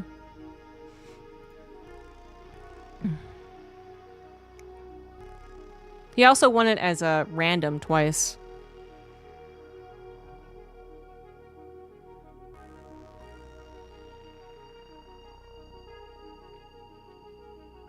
Did you guys know that Boxer has an autobiography? And you can actually read it. Not with this link, of course, but with other links. It's pretty good. Here's a really cool excerpt from his autobiography. In one of the games he played in this OSL. I faced Skeleton on the map, new remote outpost. For a while, there was a strategy that I thought I should use. It was a strategy that I'd never used during practice. It only remained in my mind. Skeleton used Protoss and was attacking with carriers. Carriers always accompanied by observers, but I saw that if I could remove the observers, I could destroy the carriers quite easily. Though there was a small amount of gas on the map, the minerals were plenty, so I increased the number of barracks and steadily gathered Marines. After sending the Marines ahead as a meat shield with a single scan, I used Optical Flare, which is the medic ability, to blind the 4 observers that were in the carrier's perimeter and eliminate the last observer with cloaked wraiths. Without the observers, the fleet of carriers were instantly destroyed. That worked in a professional game. In a semifinals, I think. Yeah, Artos is in shambles, exactly.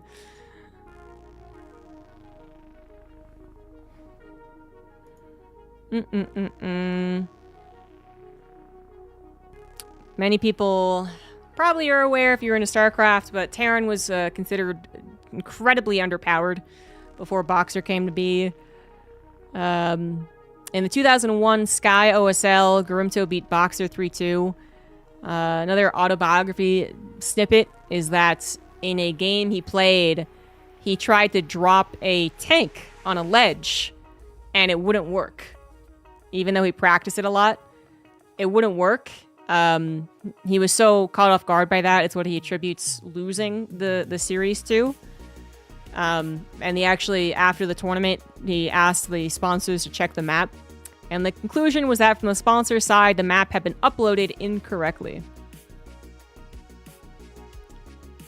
So, that sucks.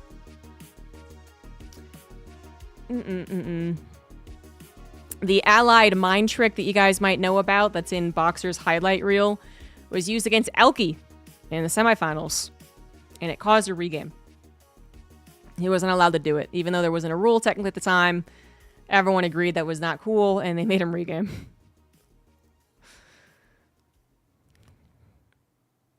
Boxer was the first one to get a $100 million won salary.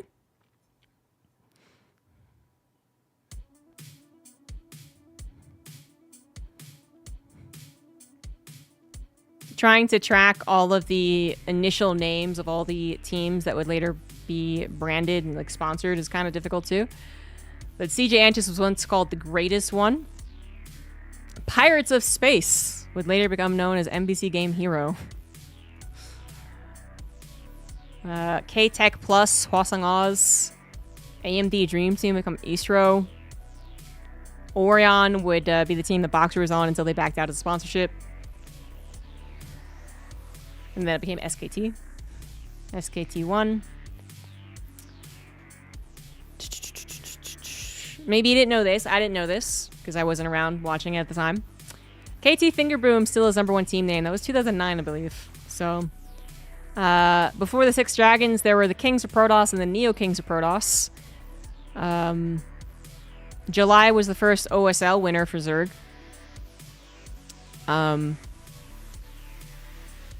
I I haven't gotten to the tidbit I was going to talk about, but I will.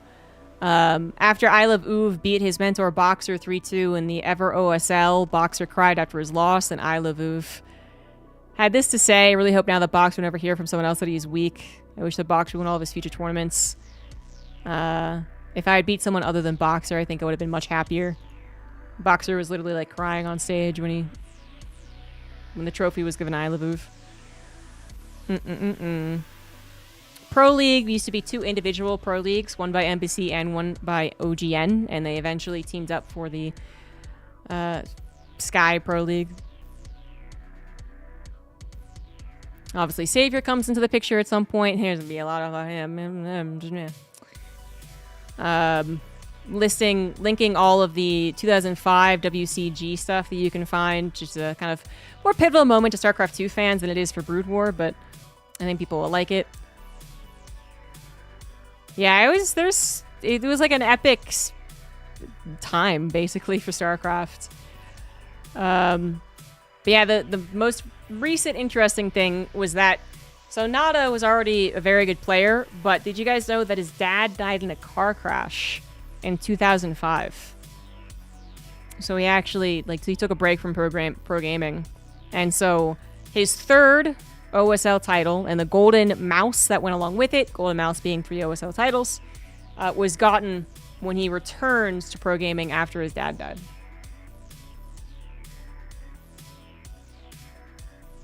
I do not have Hasselhoff's beating Boxer in TSL 3 because we haven't gotten there yet. Team Liquid Star League 3 has not happened yet.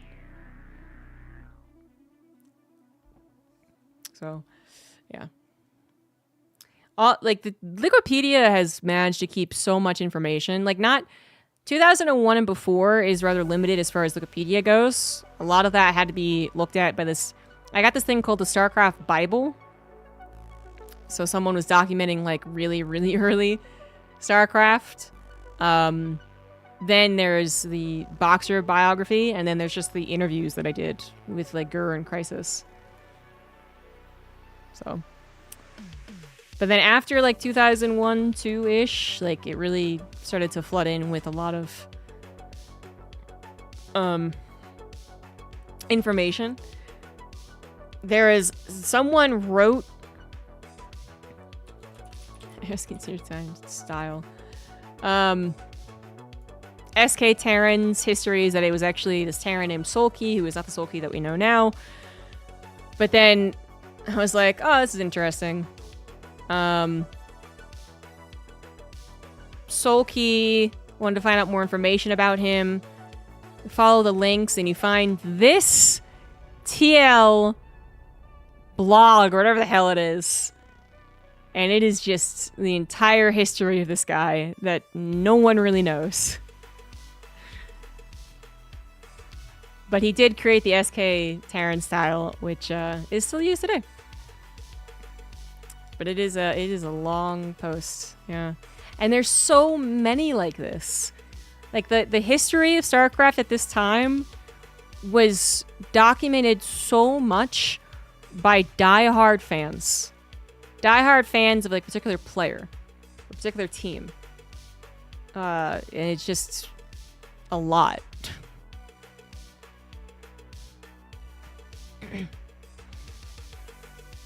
But apparently this was he was really big into 2v2. He convinced Hot to play 2v2. He eventually decided to move on and he became a manager or something, a coach. Of course, it's written in this poetic style where he's quoting doing a Piano Man song the entire time. Documented by diehard fans like Smix. Actually, kind of, yes. There are plenty of references to things that I look up where its reference is so-and-so interview translated by Smix. For those unaware, Smix got her start translating Team Liquid stuff for fun. She was just a fan. You might see her now in all her goddessness and not know that she was a super nerd. And that she really didn't want to be on camera and was only a translator for the longest time, even though she probably knew just as much or more than the person who was technically asking the questions.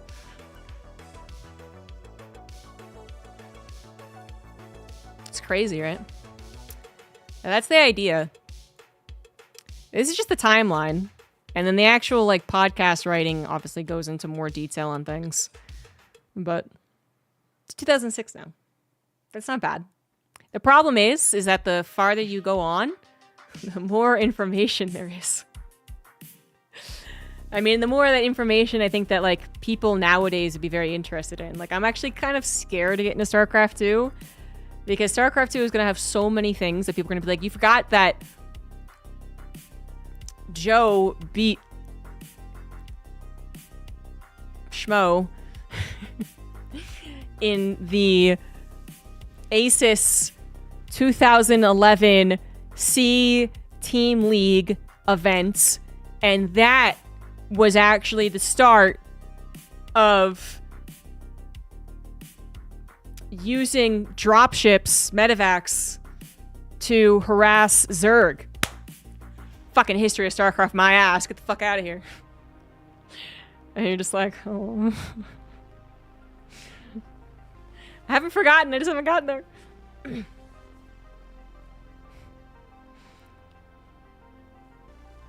So yeah.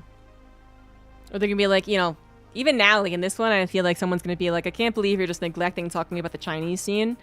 And it's like, I see a lot of Chinese events actually. When you look at the Team Liquid, literally, this is something I've been using. The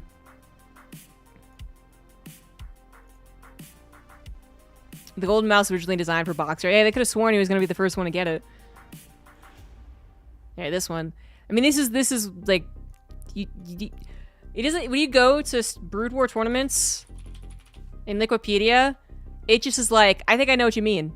All tournaments. You mean remastered? Do you mean this year of remastered? Do you mean this year of remastered? Do you mean pre-remastered? Oh, okay, now you mean actually like way back in the day. Like there is a hidden tab that you have to click pre-remastered to get to even get to it. What's up with that? China had a lot of Brood War players. Like China was big in Brood War. Sorry, China was big into Brood War, but Brood War was not big in China. You know what I mean? Like a lot of Chinese players were available. But as far as like Chinese players winning anything prestigious, no. As far as a lot of money being available from Chinese tournaments, no. Not at this time. So you can look at this and you can see like a lot of Chinese flags. Like here, right? You're like, wow, China must have been really big. But even though it's a lot, you look at the prize pool and it's just a regional thing. And this event actually disbanded in like 2007 or something. So it's really hard to talk a lot about the Chinese scene. I mean, even the foreigners, I basically am noting foreigners who made like a really big splash at the top of Brood War, so Gur and Elki really. And then as far as other foreigners in Brood War, it's really because eventually we go into StarCraft 2. You know, so obviously I'm going to bring up Team Liquid because that's pretty impactful to StarCraft. So I have to bring up Nazgul and development of Team Liquid. But you know, when we get to like Noonie and Idra in Brood War days, like even then I'm not going to talk a lot about them, except that like, you know, this was the first player to be on a team in Korea, even though he was like B or C string. And he made a girl cry, and that's what people remember him for. But until StarCraft 2 happens, it's not really, I feel like that there's not like it's mostly Korea, you know? Like, I'm sure someone's gonna be like, I can't believe you brought up Mondragon, or didn't bring up Mondragon. I can't believe you didn't bring up,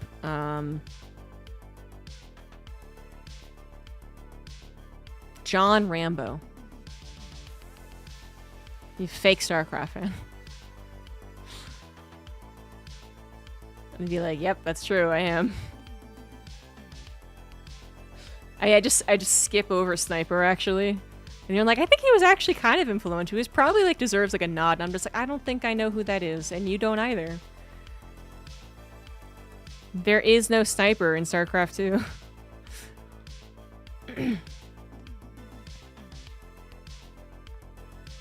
I can't believe he didn't bring up the first player who made Grandmaster when Grandmaster was finally released in StarCraft 2.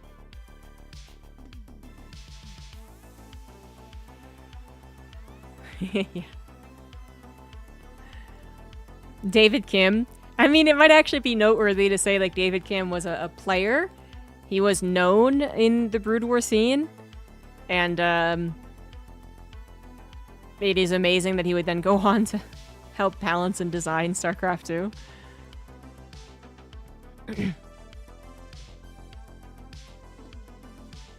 But it's really not, you know, it's just not, I think that what I would like to emphasize anyway. I mean, it kind of depends on how naturally it goes into it, because, you know, these bullet points, some of them are simple bullet points, like you won the grand finals, but maybe there's a lot more to talk about when I actually look into it and I'm writing all my, like, paragraphs and whatnot, right? Like, when I'm actually writing it out is, like, you know, things to talk about. There might be more to it, but... And then for the actual podcast, there's going to be, like, times where I just let the interviews talk, which is why I was looking for voiceover artists for all the Korean interviews that I did. So... Garimto, one of the earliest pro gamers, says this about the leap from Warcraft 2 to StarCraft Brood War. Just let him talk. I can say that Sniper was a ghost. Unfortunately, I will have to bring up Sniper and Roro, but fortunately, it will be under the heading of Patchsurg, because that's what they deserve.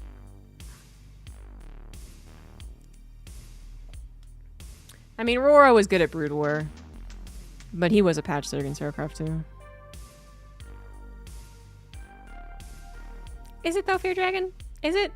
We're sure about that? I'm not sure about that.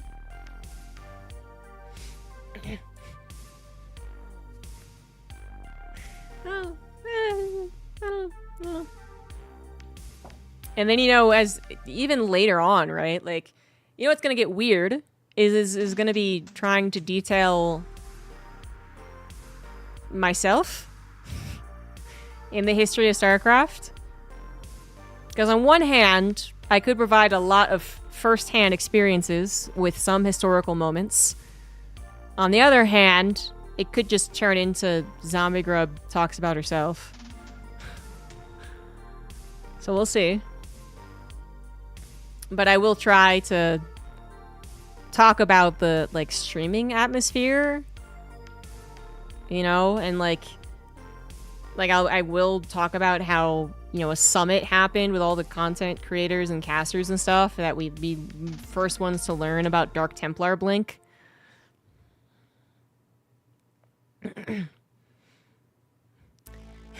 In 2011, there were a couple of upstart commentators who would have nothing to do with the rest of StarCraft, but one will. And her name was ZombieGrub. And her first major appearance was on the MLG community stream C, where she brought up a cat on stream and was screen captured by Engine, a famous Korean commentator. It's going to be in the podcast. Apollo is with me from the beginning. He's a cutie, little cutie patootie. I think I have that. I have that screen cap somewhere. It's a cherished memory, truly.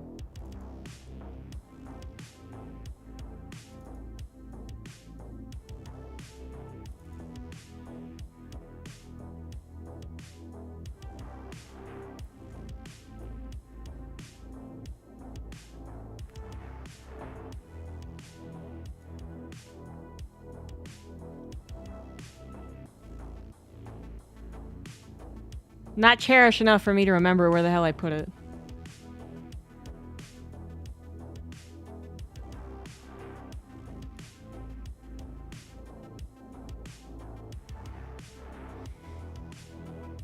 But it's somewhere.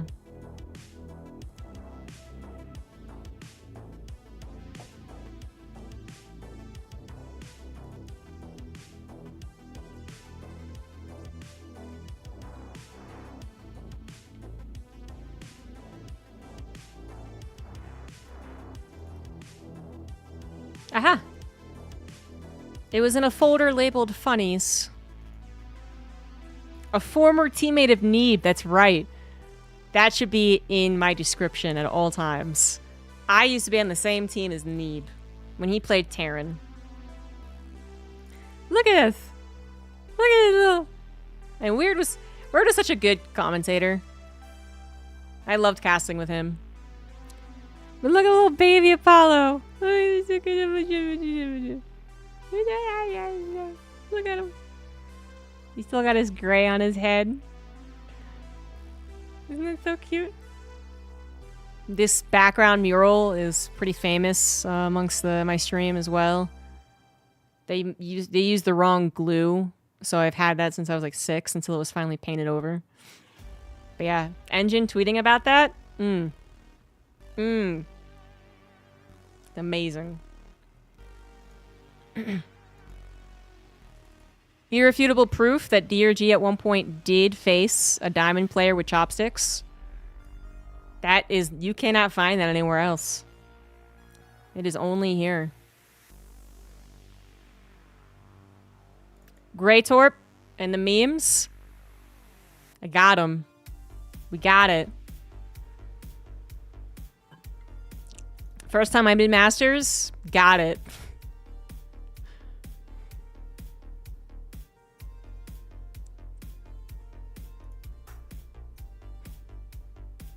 MC humping, got it.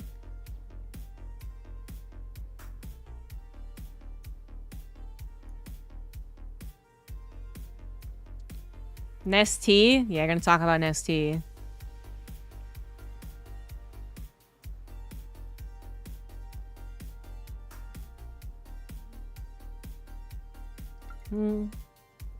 What is this? I had so many memes. The Tumblr community of StarCraft when StarCraft 2 first came out, Tumblr had a ton of fan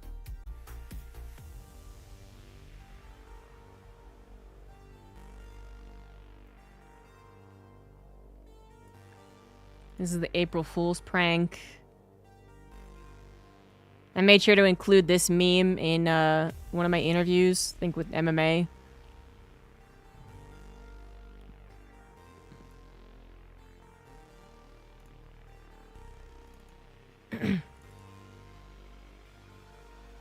I mean, eventually it's gonna have so much proof videos. Should have kept even more. There's gonna be so many unintentional historical moments caught in the background on my phone. Because I already have some. I took like a video of my cat Pyro like 15 years ago. And you can hear in the background someone commentating a StarCraft game.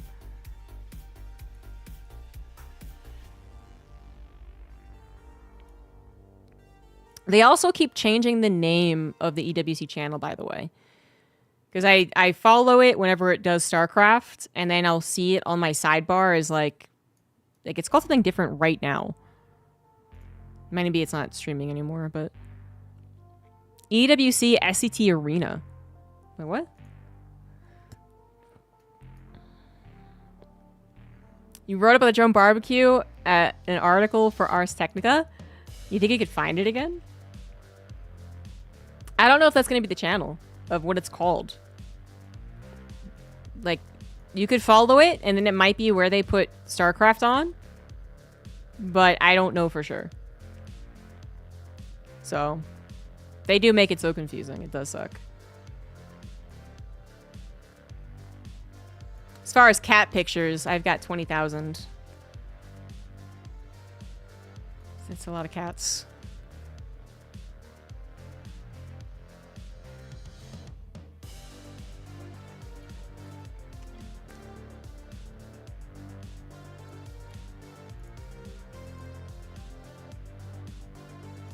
I wish I had any photos of me playing with Neeb.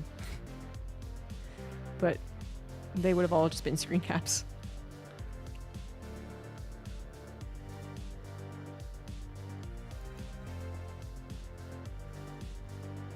You know what I think this photo is from? I'm pretty sure this photo was from the transition of Brood War players over to StarCraft 2. Like the meeting that they had.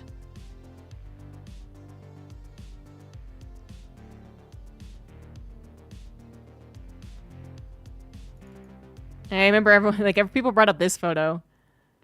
There's Nesty talking to Flash. Oh, you found it. Nice. Let's just put that in the old history books.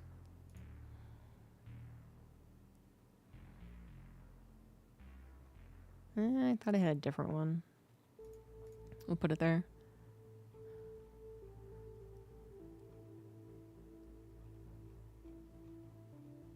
Wow, this is a big article. Ah, QXC. A young Day 9.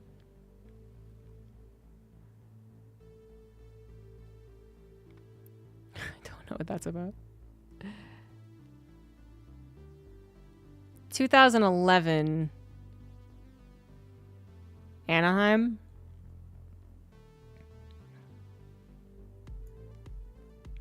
It's the closest you ever got to Day 9. You were in it. Let's see if we can see a little fear dragon.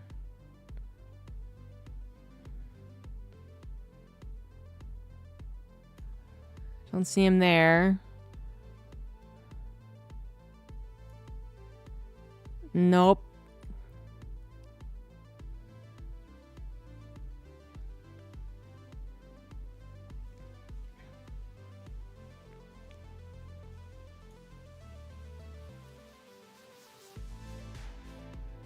Oh, he must have been on the other side of the fan.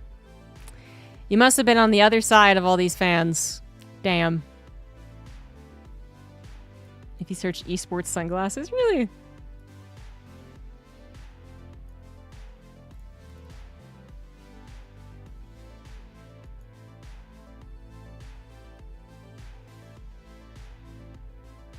I think I was really excited and I took this screen cap because Boxer came from behind. Oh yeah. Yeah, he literally was like, yeah, he was playing mech and he went in for like this big drop with Vikings coming on.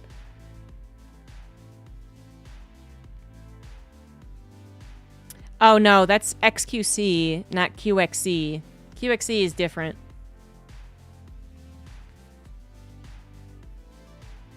XQC is the annoying guy. QXC is a cool guy who makes board games. He made like one of the most well-reviewed board games of the last decade or something like that.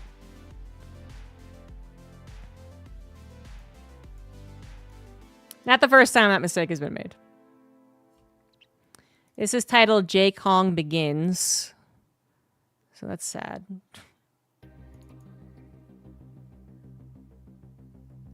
I was such a fangirl.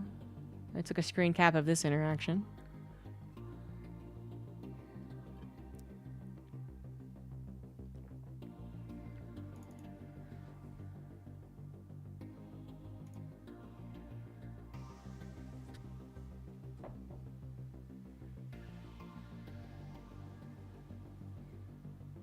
But Destiny is the same Destiny.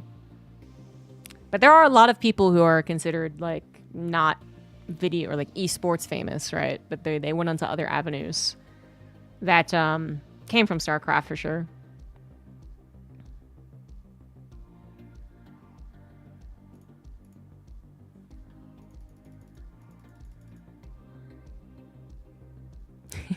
Actually, I want to show this one again in case you guys didn't see it. So, back in the day, Pro League Hybrid came out, and EG and Team Liquid teamed up to be a Pro League team. This is a big moment, right? They sucked. They sucked. So their coach is actually a very famous and good coach, but he couldn't do anything about it. So, okay, team, it's a new season. What's everyone plan to make absolutely sure we win the grand finals this time? Huck, play League of Legends every day. Notoriously did not practice enough StarCraft. Hero, old hero, only won money in foreign tournaments. Did not do well in Korea. Jaedong, win some of the games. Win all of the games. They're good picture choices.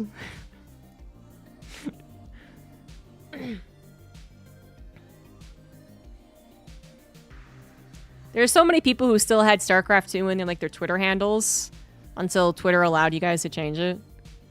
I can't believe you say Huck is very handsome when Jaedong is right there. Go away. Get out of here. Get out. Here's a real controversial Brood War versus StarCraft 2 question, though. Okay. No pictures of Beastie Cutie. I wasn't a big fan of Beastie Cutie. Like, I think he was a good guy, but nope. But who is more handsome in your opinion? StarCraft 2 Zest. I know I played Brood War as well, but we're just gonna ignore that. Or Bisu from StarCraft 1.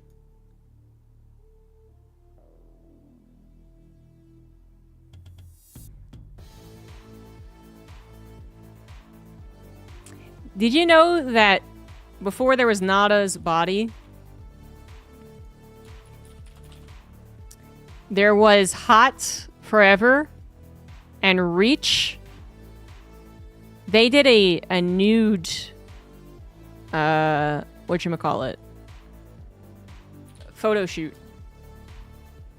And I really wanted to find the pictures. And I couldn't. But after the release of revealing photos depicting an unclothed Reach posing with a similarly naked Hot, his fame increased. And I can't find those pictures. They don't exist anymore. Not for personal reasons. For historical reasons. You find any of these creatures handsome. It's really weird that you said creatures. But if you don't think that this is at least somewhat handsome, I mean, that's... You think you're just being purposefully obtuse. Like, I can agree when someone looks good, even though they don't, like, they're not my cup of tea. Generally. But, all right, we got, like, this picture. Maybe this one's a good angle. I mean, this was also the haircut back then. Keep in mind, guys. All right? Like, the haircut doesn't do it for you. It was the haircut, okay? You can't say both. You gotta choose one.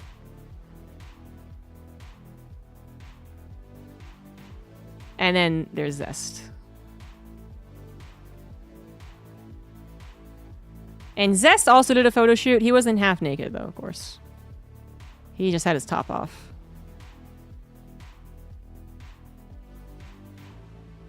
I don't know. Is it hard to find?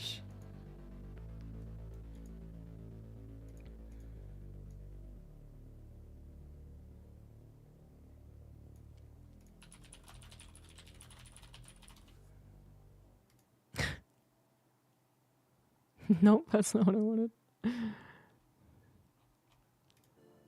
Huh. I don't know what I would search to get that. But I know I've seen it.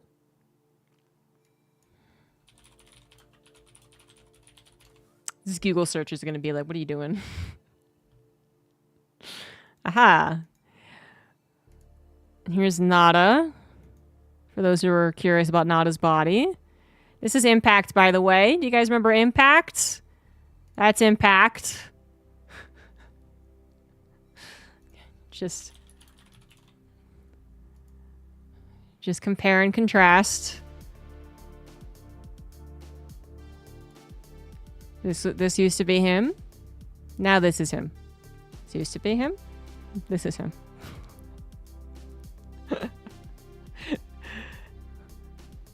He apparently did one of those like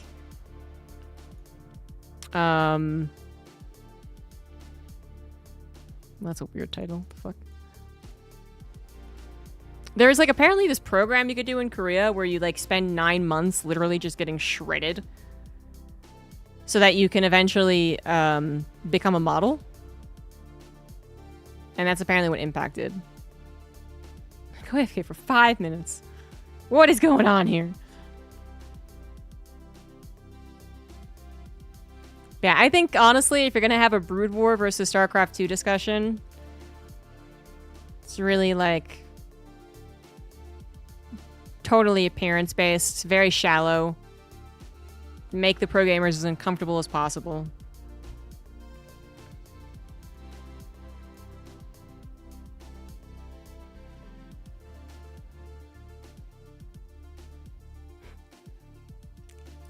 The Korean military does not get you shredded. There's actually a lot of examples of. You'd think the Korean military like experience would like lose you a few pounds or anything like that. It didn't. For a lot of people, it does not. There's a total contribution of abs to like how handsome someone is. I mean, obviously, if you got a good body, like, you know. But I always put, like, people are like, what type of body, what type of person do you like? What type of body? What type of person do you like, you know?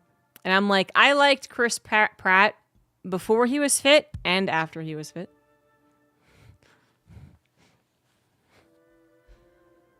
See, I think Bisou has the whole, like, boy band appearance going on, for sure. Especially with the haircut. Yeah. But you really can't deny Zest's chin. I mean, that is big hot takes. No hot take in the fit bod. But sometimes people will be surprised to hear the unfit take.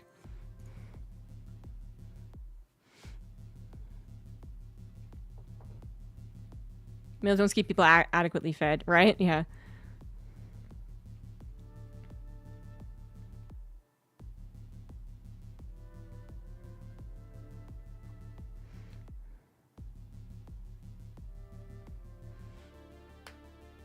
Thankfully, they will never watch my stream.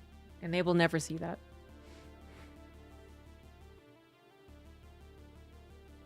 Yeah, StarCraft 2, Brood War. Pretty similar. Pretty similar in terms of how amazing of a game they can be. But who delivered the most handsome, the most beautiful of pro gamers? Well...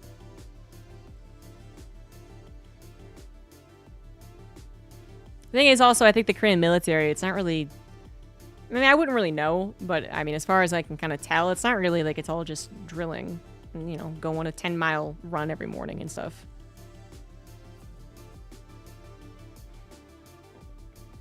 Yeah, they're imagining the Marines right now. Rather than what like a lot of people end up doing, which, you know, a lot of them have desk jobs. A lot of them have... I guess like casual jobs. Cops have to go through like a different like education program actually, which is interesting. And like obviously not all of them are sent to the DMZ. There's so much more to war. I would know. I know about war and stuff. Yeah, Zest is literally watching right now and is getting really disturbed. I just think he's very well groomed. You know, that's so much of looking good in life, honestly, is finding a haircut that works for you, finding if glasses work for you or not, beard or no for a lot of men, I would say, right? Clothes that actually fit you correctly.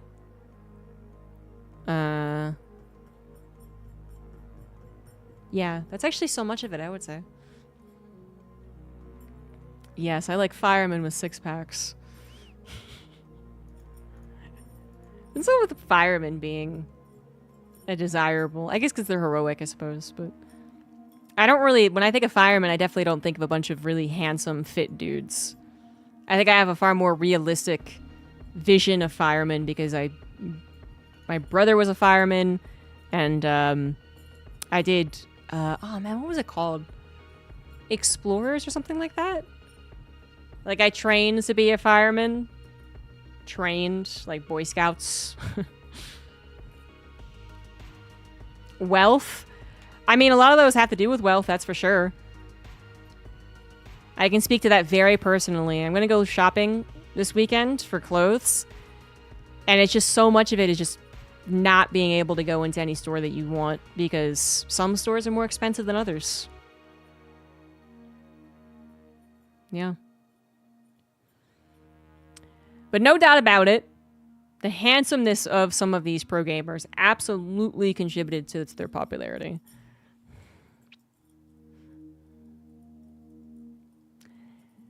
Yeah, but like what is that? When I feel like, you know, like one firehouse did like one calendar one time and people were like, that's what they do. It's like, I'm not sure a lot of them do that. Why did that become so combined?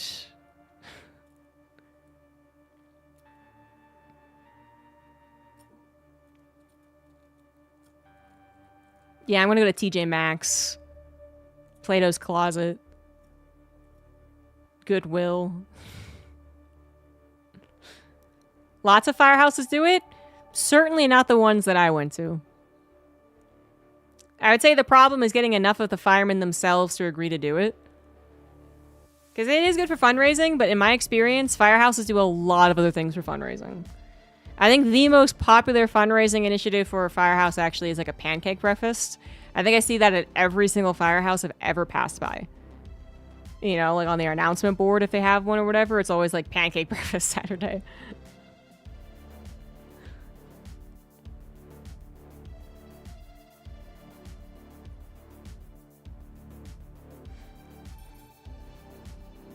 Your average firefighter is more fit than your average person. Oh yeah, but I don't know if that actually translates to looking fit, right? I mean, I like the standards for looking fit have been way too exaggerated, for sure. And you know, Marvel movies have done no wonders for male self-esteem.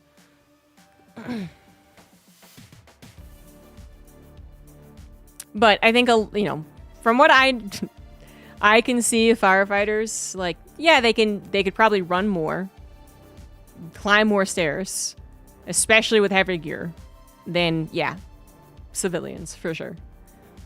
But as far as, you know, do they still have, like, a beer belly? Yes. Yes, they do. Does that mean they shouldn't be on a calendar? No.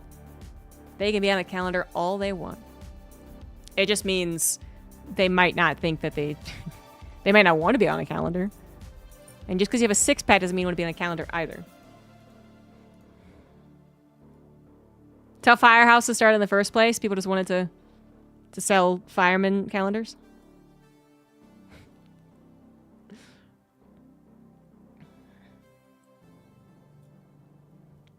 Yeah.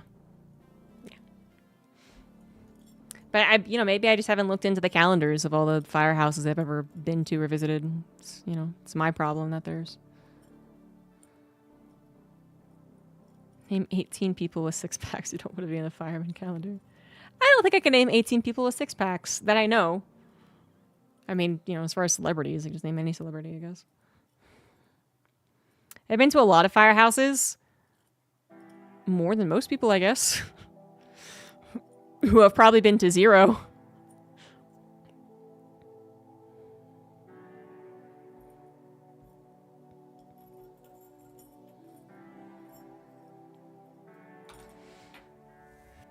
Firehouse subs, does that count?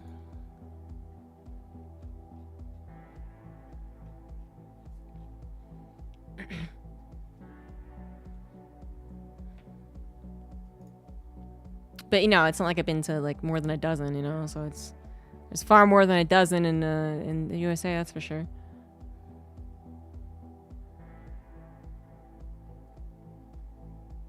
Wicca, wicca, wicket. Unhand me, you heathen.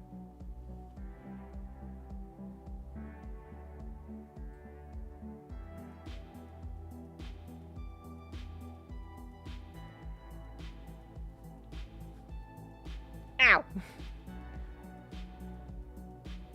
Oh, thank you. She bite, then she lick.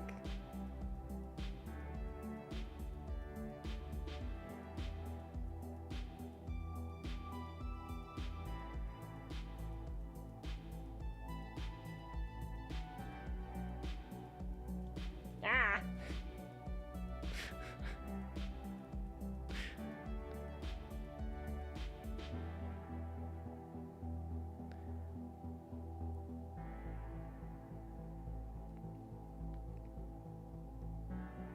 Oh yeah, I kind of remember that on Bjorns, yeah. Kind of remember that. I thought it was absurd. Uh-oh. Uh-oh. What's going on here? What you doing there, Wicket?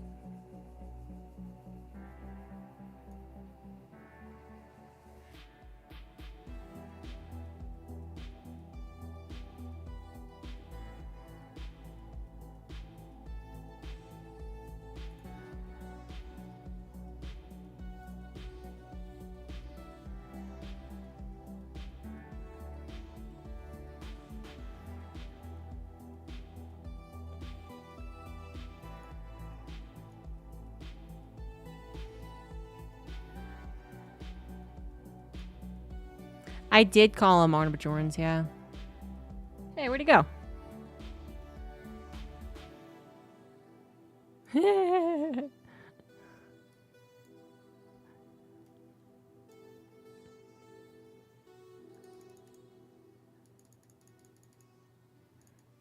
Is that boop? Is that boop?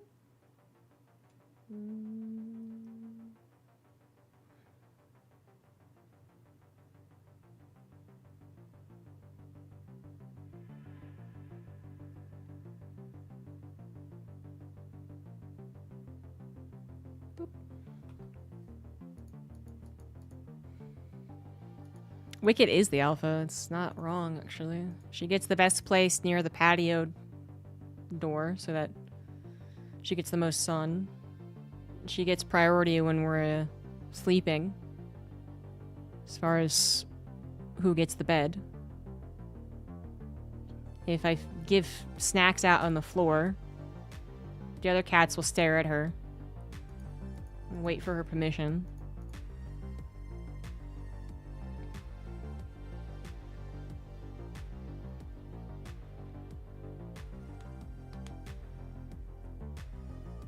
Yeah, I don't know if it'll probably be wasted on me. I could try. Pronunciation. What is the correct pronunciation? In Swedish, it is said as Bjorn. Bjorn. Bjorn. Bjorn. No wicked emote. I mean, I just haven't gotten around to it. I don't know which emotion she would be.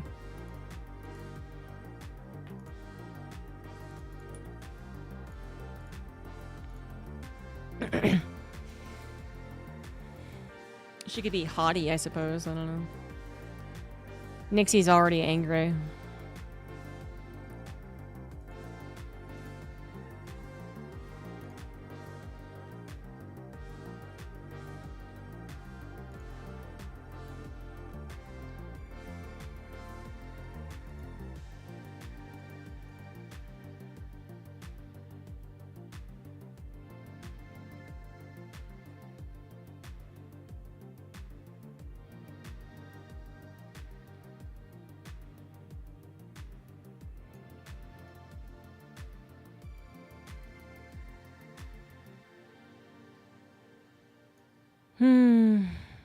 Well, that's all I got to talk about today.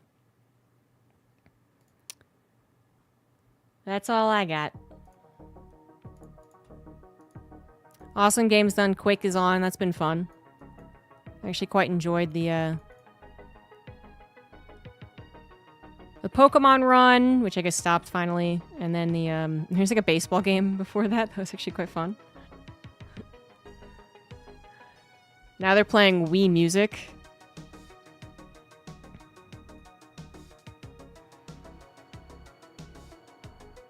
I watched a bunch of behind the scenes of Expedition 33.